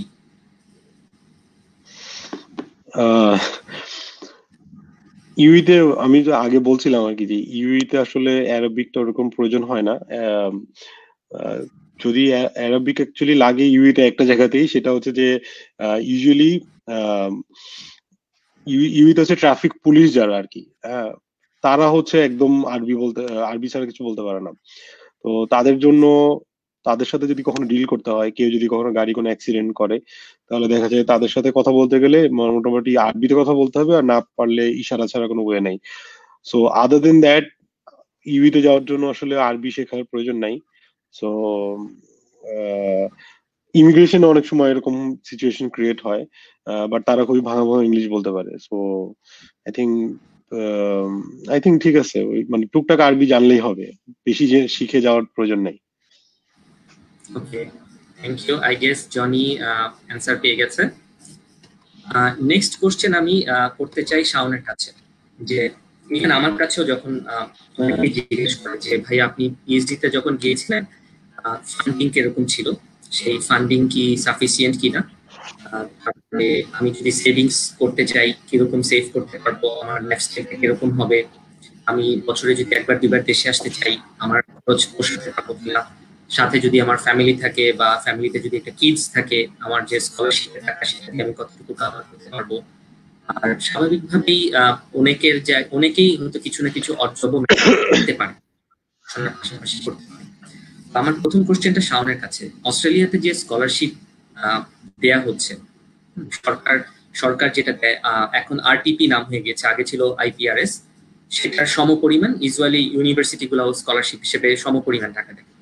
Question হচ্ছে যে টাকার পরিমাণটা কতটুকু এনাফ, এটা যদি আনসার দিতে। আচ্ছা, এটা নিয়ে অ্যান্সার দিতে গেলে কয়েকটা কথা বলতে হবে। যেমন একটা হচ্ছে যে মানে মেইন যদি স্কলারশিপ বলি অস্ট্রেলিয়াতে, এটা হচ্ছে যে আরটিপি, যেটা আগে আইপিআরএস বলতো, আর একটা হচ্ছে যে ইউনিভার্সিটি স্কলারশিপ। এই দুটোর মধ্যে ডিফারেন্স একটাই, সেটা হচ্ছে যে আইপিআরএস বা আরটিপি তে হচ্ছে হেলথ ইন্স্যুরেন্স কভার করে। হাউএভার টোটাল যে লামসাম মানিটা আর কি, এটা কিন্তু দুইটার জন্যই সেম। এটা হচ্ছে একটা। এখন মানে এনাফ কি না, এটা টু বি অনেস্ট মানে এক সেন্সে এনাফ যদি সিঙ্গেল হয়, বাট যদি ফ্যামিলি হয় ডিফিকাল্ট। বাট দেন এটাও ডিপেন্ড করে যে কে কোন স্টেটে আছে। হ্যাঁ, যেমন আমি হচ্ছে এনএসডব্লিউ তে থাকি, সিডনি হচ্ছে খুবই এক্সপেন্সিভ জায়গা। রাফলি মেলবোর্ন হচ্ছে বা ভিক্টোরিয়ার মেলবোর্ন হচ্ছে second most expensive, but even Sydney আর মেলবোর্নের মধ্যে অনেক পার্থক্য। আর এখানে অস্ট্রেলিয়াতে বাসা ভাড়াটা হচ্ছে লাইক মেজর জায়গা খরচ করার জন্য। সরি, সো ডিপেন্ড করে যে কে কোন স্টেটে যাচ্ছে। সিডনির কথা যদি আমি বলি, যে একটা ফ্যামিলি নিয়ে চলার জন্য লেটস সে যদি ওয়াইফ থাকে এবং বাচ্চা থাকে, খুবই এক্সপেন্সিভ। বাচ্চা থাকলে আবার ডিপেন্ড করে বাচ্চার বয়স কত, লেটস সে বাচ্চা মানে স্কুলে যাচ্ছে কিনা আর কি, স্কুলে যাওয়ার বয়স কিনা, এটা একটা। আরেকটা হচ্ছে বাচ্চা ছোট কিনা, ছোট বাচ্চা হলেও অনেক খরচ থাকে। মোরলেস এনএসডব্লিউর মতন জায়গা থাকার জন্য সিডনিতে যে স্কলারশিপটা অস্ট্রেলিয়ান গভর্নমেন্ট যে স্কলারশিপটা দেয়, সেটা খুবই সামান্য। এবং কারো যদি প্ল্যান থাকে, আমি স্ট্রংলি বলবো যে এই মাইন্ডসেটটা নিয়ে আসতে, যে নিজে যদি কেউ করে, তার মানে পার্টনারের জন্য কাজ করে, দুইজন মিলে যদি কাজ করে তাহলে এনাফ। বাট কি মানে শুধুমাত্র স্কলারশিপ দিয়ে থাকার জন্য খুবই খুবই ডিফিকাল্ট। অন্যান্য স্টেটেও ডিফিকাল্ট, বাট অন্যান্য স্টেটে যেটা হয় যে বাসা ভাড়াটা একটু কম থাকে, ওই কারণে একটু ইজ আসে আর কি। সো এটা একটা। আর নতুন স্টুডেন্টদের জন্য একটা হচ্ছে যে মানে আমি জানি না এটা অ্যাপ্রুভ হয়েছে কিনা, বাট আমি আমাদের একজন পরিচিত ছিলেন আর কি ফ্যাকাল্টি লাইনে, তো ওনারা বলছিলেন যে অস্ট্রেলিয়ার যে স্কলারশিপের অ্যামাউন্টটা ওইটা বাড়ানো হচ্ছে, বাট আই ডোন্ট থিঙ্ক এটা ফাইনালাইজ হয়েছে বিকজ এটার মধ্যেই কোভিড হয়ে গেছে। তো আমি যে অ্যামাউন্টটা শুনছিলাম ওইটা যদি হয় তাহলে লাইক গুড এনাফ হবে। But at this current stage যেই স্কলারশিপটা দেওয়া হয় এটা খুবই ডিফিকাল্ট, এবং কেউ যদি এখানে আসে মাইন্ডসেট নিয়ে আসা উচিত যে যে পিএইচডি বা মাস্টার্স আসবে তাকে একটা টিএসি ম্যানেজ করতে হবে, এখান থেকে ইনকাম করতে হবে, পার্টনারকে একটা জব করতে হবে। জব ইভেন্চুয়ালি কষ্ট খুঁজলে ম্যানেজ হয়ে যায়, বাট ওইটা ছাড়া শুধুমাত্র স্কলারশিপ নিয়ে it's not that easy, it's going to be really difficult. Maruf, যদি অল্প কিছুর মধ্যে কিছু অ্যাড করতে চাস, আমরা শেষ প্রান্তে চলে আসছি। আচ্ছা, আমি বলবো হচ্ছে অনেক টাকা পয়সা দেয় ইউরোপে অ্যাটলিস্ট যদি স্কলারশিপ থাকে। যারা স্কলারশিপ নিয়ে আসে না, যে জার্মানিতে আসলাম ব্লক অ্যাকাউন্টে জাস্ট টাকা রেখে এবং লিভিং কস্ট নিয়ে, তাদের জন্য চলাটা একটু কষ্ট। তাদের মুরগি খেয়ে কাটাইতে হবে। একটু মানে আমি যেটা বলতে যাচ্ছি যে একটু হিসাব নিকাশ করে চলতে হবে, বাজার টাজার বা হচ্ছে অন্য যে কোনো রকমের খরচ, মুভি দেখা বা এইসব অ্যাডিশনাল খরচ। কিন্তু যদি কেউ স্কলারশিপ নিয়ে আসে, অনেক রকমের স্কলারশিপ আছে যেগুলো সম্পর্কে বাংলাদেশিরা অনেকে জানেই না। আমরা শুধু বড় বড় স্কলারশিপ গুলোর কথা জানি, ডায়ারের কথা জানি, ইরাসমাসের কথা জানি, মারি কুরির কথা জানি, কিন্তু অন্যান্য যেগুলো থাকে, যে এখানকার স্টেটের স্কলারশিপ থাকে, ন্যাশনাল স্কলারশিপ থাকে, বিভিন্ন ফাউন্ডেশন স্কলারশিপ থাকে, আমার মনে হয় যারা আসবে বিদেশে তাদের সবার উচিত যে অ্যাডমিশন নেওয়ার পরে একটু ভালো করে রিসার্চ করে দেখা যে আসলে কি কি স্কলারশিপ পসিবল, আমি যেখানে যাচ্ছি আর কত রকম স্কলারশিপ দেয়। অনেক সময় ইউনিভার্সিটির ওয়েবসাইটে না থাকলেও জাস্ট গুগল করে একটু অ্যানালাইজ করে করা পসিবল। আর যদি সেই টাকা পয়সা পাওয়া যায় তাহলে আমার মনে হয় সেই অ্যামাউন্টটা এনাফ। সবগুলা স্কলারশিপই মোটামুটি জেনারেস অ্যামাউন্ট দেয়। আর কেউ যদি জার্মানিতে স্পেশালি আসে, জার্মানিতে আসাটা যেমন অনেক কষ্ট, আসার পরে কিন্তু আবার অনেক অনেক মধুর ব্যাপারও আছে। যে স্পাউস নিয়ে আসার সময় আমি অনেক কষ্টের কথা বললাম, কিন্তু স্পাউস নিয়ে আসার পরেই আমার ট্যাক্স ক্লাস চেঞ্জ হয়ে গেছে, আমাকে এখন হচ্ছে অনেক কম ট্যাক্স দিতে হয় জার্মান সরকারকে। তারপর হচ্ছে গিয়ে আমার বাচ্চা চলে আসার পরে আমার বাচ্চার জন্য আমি জার্মান সরকারের কাছ থেকে একটা বেশ ভালো হ্যান্ডসাম অ্যামাউন্ট পাই। তো এই ব্যাপারগুলো হচ্ছে প্লাস পয়েন্ট। প্রথমে একটু কষ্ট হলো, পরে মধুর। তো আমি তখন মনে করব যে টাকা পয়সা আসলে যতটুকু দেওয়া হয় আমার কাছে মনে হয় এনাফ, খেয়ে পরে চলার মতো। কেউ যদি প্রতিদিন প্রতিদিন নতুন নতুন দেশে ঘুরতে যায় তার কথা আলাদা, তাকে একটু অন্যান্য কাজকর্ম করতে হবে। স্বাভাবিক। আমার লাইফস্টাইলের উপরে আসলে ডিপেন্ড করবে যে আমি কিভাবে খরচ করছি, কতটুকু সেভ করতে পারছি। বাট যেটা বললেন যে শাওন এবং মারুফ যেটা বললো যে মোটামুটি বেশ ভালো অ্যামাউন্টই দেয় পিএইচডি থেকে। আমরা শেষের দিকে চলে আসছি একদম শোয়ের, খুব বেশি লেংথি হবে না আমাদের প্রোগ্রামটা। আর দুই একটা কোশ্চেন নিব, আপনারা অডিয়েন্স যারা আছেন কোশ্চেন করতে চাইলে আমাদের এখানে টাইপ করতে পারেন কোশ্চেন গুলো, আমরা যারা স্পিকার আছেন গেস্ট আছেন ওনাদেরকে আমি কোশ্চেন গুলো পাস করে দিব। তো শেষ করার আগে আমরা আসলে পড়াশোনা, তারপরে রিসার্চ লাইফ কিভাবে আমরা হ্যান্ডেল করছি, ম্যানেজ করছি, এগুলো নিয়ে বেশ কিছু কথা বললাম। আমরা আসলে পিএইচডি স্টুডেন্টরা অনেক অকুপেড থাকি মোটামুটি পড়াশোনা নিয়ে, রিসার্চ নিয়ে। মাথার মধ্যে কিন্তু ব্যাক অফ দ্য মাইন্ড থাকে যে আজকে আমি কি কাজ করলাম, কাজটা কতদিনে শেষ করতে পারবো, নেক্সট উইক একটা মিটিং কিছু আপডেট দিতে হবে। আমি একটু জানতে চাই মারুফের কাছে, প্রথমে মারুফের কাছে জানতে চাই, কারণ মারুফ ইউরোপে আছে, তো হলিডে গুলা তুমি কিভাবে ম্যানেজ করো? মানে আমি আগে থেকে প্ল্যান করা স্বাভাবিকভাবে, তারপরে একটা ফিন্যান্সিং এর ব্যাপার আছে, সুপারভাইজারের সাথে কমিউনিকেশনের ব্যাপার আছে যে আমি বছরে হলিডে নিতে চাই কিংবা এত মাস। আবার ইউরোপের একটা সুবিধা আছে যেটা আমি জানি যে ওরা সামারে ফ্লেক্সিবল থাকে, সুপারভাইজার নিজেই থাকে না, তার হয়তো 1-2 মাস। তো how do you manage this things holiday? এবং রিসার্চের পাশাপাশি হলিডে আমি কিভাবে ম্যানেজ করি, এটাও কিন্তু একটা লার্নিং ফেজ আমার মনে হয় স্টুডেন্টের জানা দরকার। মারুফ প্লিজ।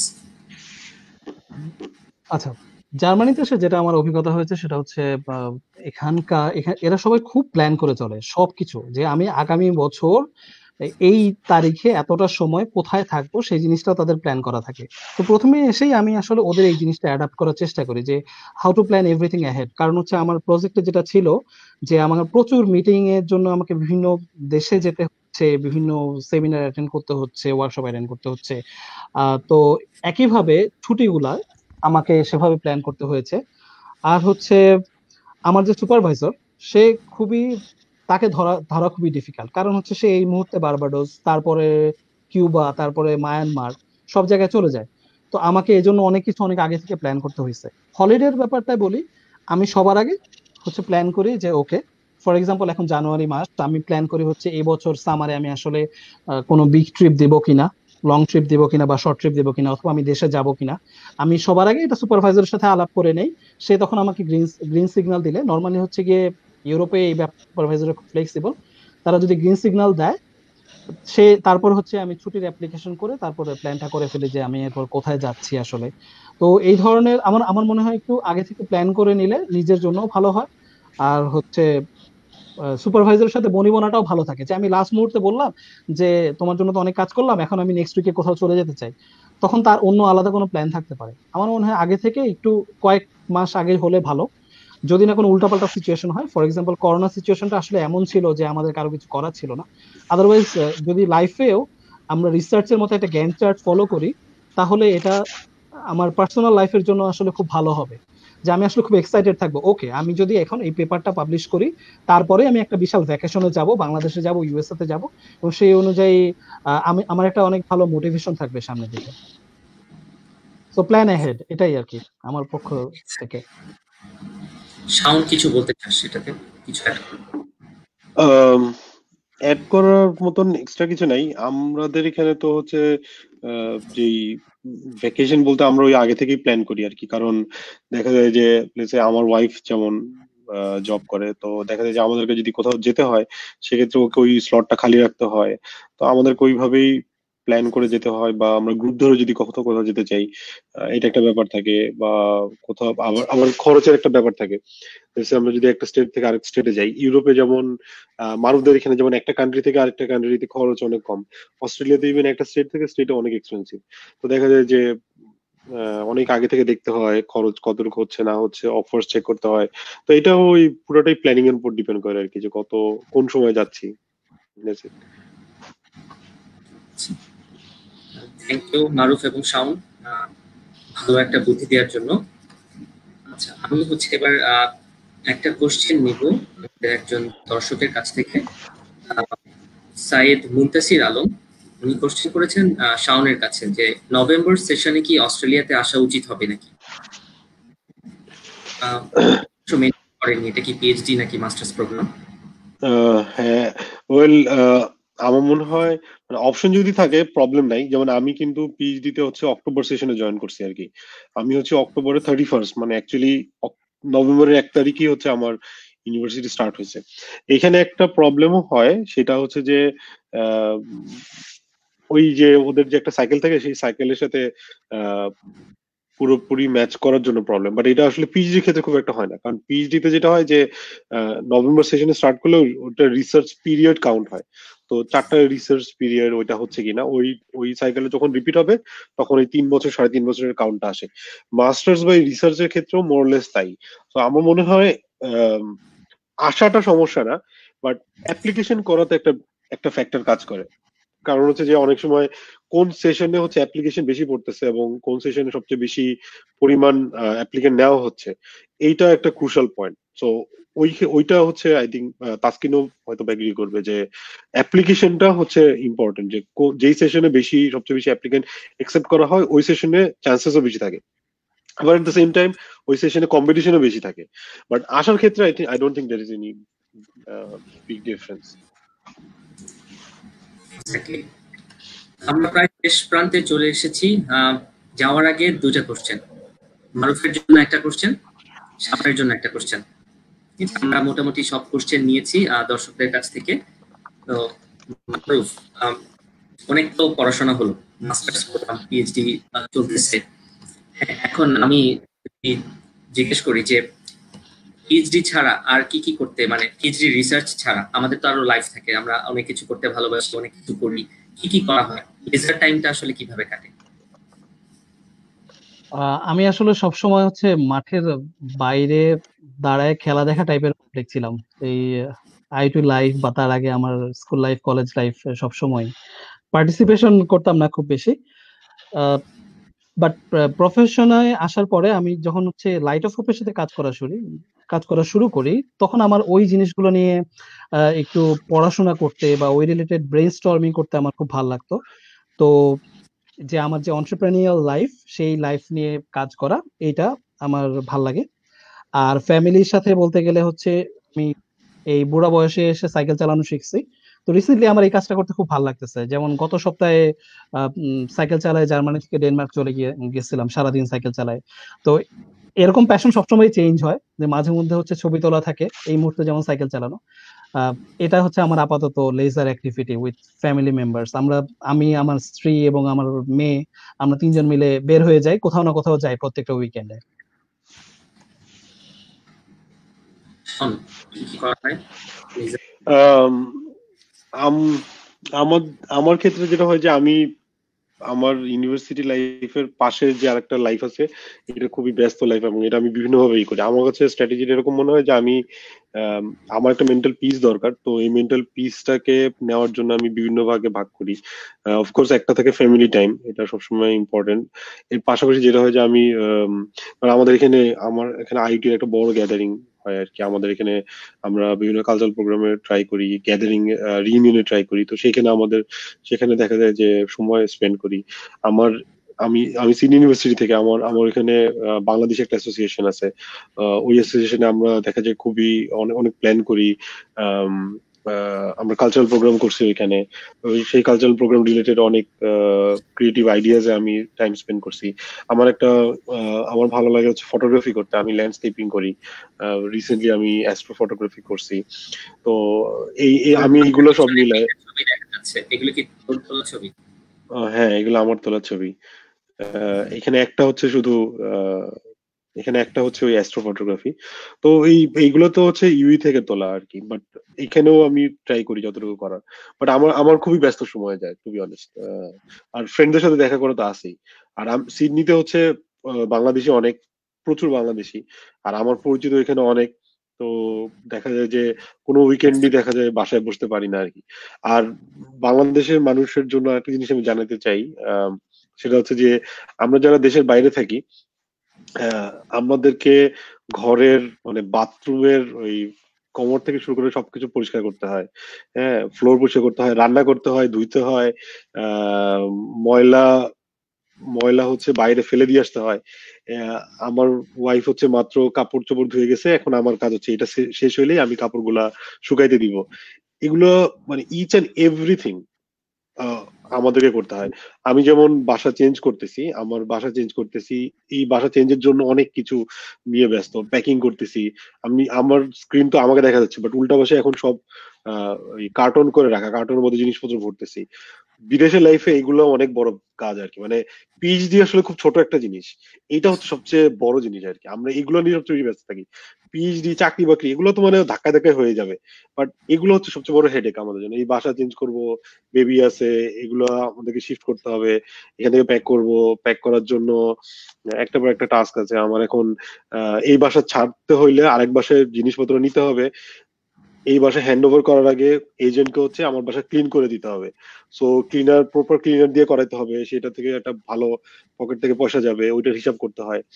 সো মানে ওই মানে বিদেশে যারা থাকে, doesn't matter Australia or Germany, প্রতিটা কান্ট্রিতে সবাই হচ্ছে খুবই ব্যস্ত থাকে এবং সবচেয়ে বেশি ব্যস্ত থাকে এই ইউনিভার্সিটি বা চাকরির বাইরের জগৎ নিয়ে। ওইটা হচ্ছে সবচেয়ে আরামের জগৎ আমার কাছে মনে হয়। আই হোপ আমি যে ওই প্রশ্নটি মারুফ করতে চাই। মারুফ এগ্রি করবে হয়তো বা।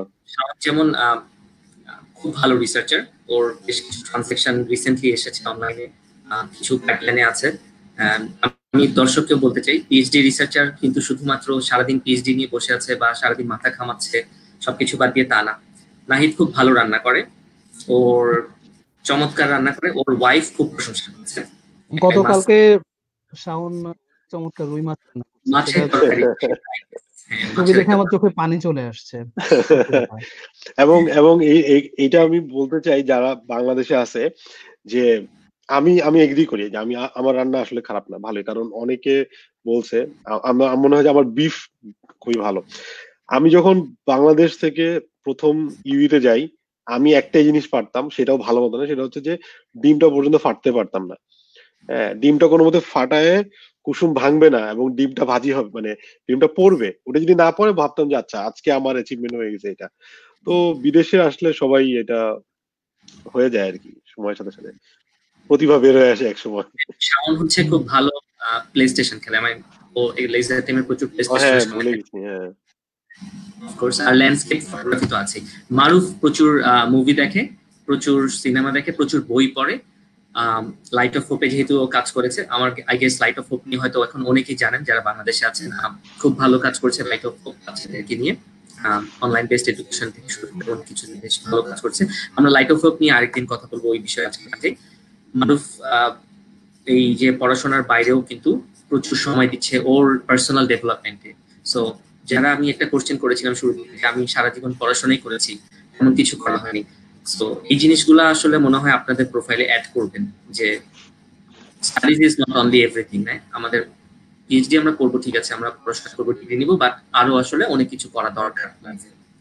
তো শেষ করব সবকিছু। এর আগে খুব ভালো একটা কোশ্চেন আসলে এসেছে আমার কাছে, মাহমুদ ফাইয়াজের একটা কোশ্চেন, আসলে না করলেই না। শাওনের কাছে আমি কোশ্চেনটা করতে চাই। Since both of you Bhaiyas are working with energy engineering, what is the prospect of a subject like energy conversion for the professional sector in the present and future world, in case someone has long-term plans to stay overseas? খুব শর্টকাটে যদি শাওন অ্যান্সারটা this তাহলে খুব ভালো। Like energy conversion যেহেতু বলছে, but আমি ধরে নিচ্ছি যে পাওয়ার সিস্টেম অ্যান্ড এনার্জি সবকিছু একই ক্যাটাগরিতে আমি দিচ্ছি। এবং একটা জিনিস খুবই ক্লিয়ার, একটা তো হচ্ছে কোভিড আসছে, বাট কোভিডের আগ থেকে কিন্তু রিনিউয়েবল এনার্জি ইন্টিগ্রেশন এইটা হচ্ছে পুরো পৃথিবীতেই খুবই পপুলার হয়ে গেছে। কোভিড এর মধ্যে আমি অস্ট্রেলিয়াটা বলতে পারি, বাট মোরলে সব জায়গাতেই একই। ইউরোপ তো যা মানুষ এগ্রি করবে, ইউরোপ অলরেডি লিড করতেছে পুরো ওয়ার্ল্ডে অ্যালং উইথ জাপান আর আদার কান্ট্রিজ। অস্ট্রেলিয়াতে যেমন এখন প্রচুর পরিমাণে পাওয়ার সাইডে কাজ আসতেছে। তো ইন শর্ট আমার মনে হয় যে পাওয়ার সাইডে অনেক ফিউচার ভালো, অনেক কাজ আছে, বাট ওই যে প্রসপেক্ট ভালো। বাট একটা জিনিস থাকে যে জব জব দেখা যায় যে পাওয়া যায় আবার পাওয়া যায় না, এটা একজন পার্সনের এক্সপিরিয়েন্স। সো এইভাবে জাজ করা কঠিন যে আচ্ছা আমি এনার্জি কনভার্সনে বা পাওয়ারে যাচ্ছি, তাহলে আমি গেলেই জব পাবো কিনা, এটার অ্যান্সার দেওয়া খুবই ডিফিকাল্ট। বাট হ্যাঁ, এটার প্রসপেক্ট খুব ভালো, বাট একজন এসে সেখানে ভালো করতে পারবে কি পারবে না এটা ডিপেন্ড করবে অ্যাপ্লিকেন্ট কিভাবে প্রিপারেশন নিয়ে আসে। বাট প্রসপেক্ট খুবই ভালো আমি মনে করি। আমি এক লাইনে বলতে পারি হচ্ছে গিয়ে আগেই চাকরি বাকরি নিয়ে বেশি টেনশন করার কিছু নাই। আমি প্রথম হচ্ছে যদি এই কোর্সটায় যাই, ওই কোর্সটা ভালো মতো শিখা সবচেয়ে বেশি ইম্পর্টেন্ট হচ্ছে। আসলে শিখা বাংলাদেশের যেটা হয় সেটা হচ্ছে আমরা সবসময় ভালো রেজাল্টের চেষ্টা করি, শেখার চেষ্টা কম করি। কিন্তু মাস্টার্স পিএইচডি তে এসে আসলে যে স্কিল গুলো ডেভেলপ করা, আমি যে প্রোগ্রামিংটা শিখতেছি সেটা ভালো মতো শেখা, আমি যে ল্যাবে কাজ করতেছি সেই কাজটা যদি আমি ভালো মতো শিখতে পারি, চাকরি হবে। আমি যদি এনার্জি লাইনের কাজ মডেলিং করতে গিয়ে আমি যদি পাইথন প্রোগ্রামিং শিখি, আমার চাকরি এমন একটা জায়গায় হইতে পারে যেখানে আসলে পাইথন স্কিলটা আমার বেশি ইম্পর্টেন্ট। তো ওটা নিয়ে আসলে বেশি ভাবার কিছু নাই, যে যেই সাবজেক্টটা যাচ্ছে সেটা একটু ভালো মতো রপ্ত করাটা আমার মনে হয় ভালো বুদ্ধি। আর হচ্ছে আগে থেকে মানে একটা অভ্যাস রাখা উচিত যে ওই পড়াশোনা করার পাশাপাশি ওই প্রসপেক্টের জন্য কি শিখতে হবে ওই জিনিসটা ইনভেস্টিগেট করা। আচ্ছা পাইথন আমার তো আমি এখন শিখি না, কিন্তু আচ্ছা পাইথন আমার 2 বছর পর লাগতে পারে, আচ্ছা ঠিক আছে আমি এখন থেকে একটু একটু করে আইডিয়া করি, বা অ্যাটলিস্ট একটা মাইন্ডসেট রাখি যে হ্যাঁ আমি প্রোগ্রামিং করবোই না এরকম সম্ভব না, আমাকে লাগলে করতে হবে, আমাকে পারতে হবে, এই মাইন্ডসেট একটু থাকলেও হবে। হ্যাঁ, বাকিটা এমনি হয়ে যাবে আর কি। Thank you, Shaun and Maruf. দর্শক, thank you very much for joining with us. আমরা একদম শেষ পর্যায়ে চলে এসেছি শো এর। নেক্সট উইকেন্ডে আমাদের একটা প্ল্যান ছিল শো করার, আনফরচুনেটলি আমরা এই শোটা করছি না। ঈদের ছুটিটা পড়ছে কিছু কিছু দেশে ফ্রাইডেতে এবং কিছু কিছু দেশে স্যাটারডেতে।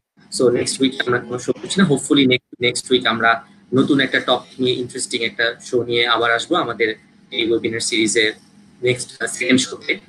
সো আমি যাওয়ার আগে মারুফ এবং শাওনকে last maybe 10 seconds to 15 seconds দিতে চাই ফিনিশিং রিমার্ক দেওয়ার জন্য, প্লিজ। মারুফ। আমার কাছে আসলে খুবই ভালো লাগলো এই ধরনের একটা প্ল্যাটফর্মে এসে কথাবার্তা বলতে পারলাম। আমি এই শোয়ের জন্য শুভকামনা। আহ, তাসকিন খুব ভালো মডারেশন করছে সেখানে, এবং আমি এই শো এর পরের যে পর্বগুলো আছে সেই পর্বগুলো দেখার জন্য ওয়েট করব। আমার কাছে এই শোটা মেইনলি ভালো লাগছে, আমরা খুবই মানে ইনফরমালি কথাবার্তাগুলো বলতে পারলাম এবং অনেক প্র্যাকটিক্যাল বিষয় নিয়ে আলাপ করলাম। কারণ ম্যাক্সিমাম সময় আমরা আলাপ আলোচনা করি হচ্ছে কিভাবে রিকমেন্ডেশন লেটার লিখবো, কিভাবে সিভি তৈরি করব, হ্যান ত্যান, কিন্তু এর বাইরে যে আসলে অনেক ইম্পর্টেন্ট জিনিস আছে সেগুলো নিয়ে কোনো কথাই বলা হয় না। তো এগুলো নিয়ে কথা বলতে পেরে খুবই ভালো লাগলো। Thank you Taskin, thank you higher studies abroad, thank you Siam ভাই, রোমিও, এভরিবডি। শাওন প্লিজ।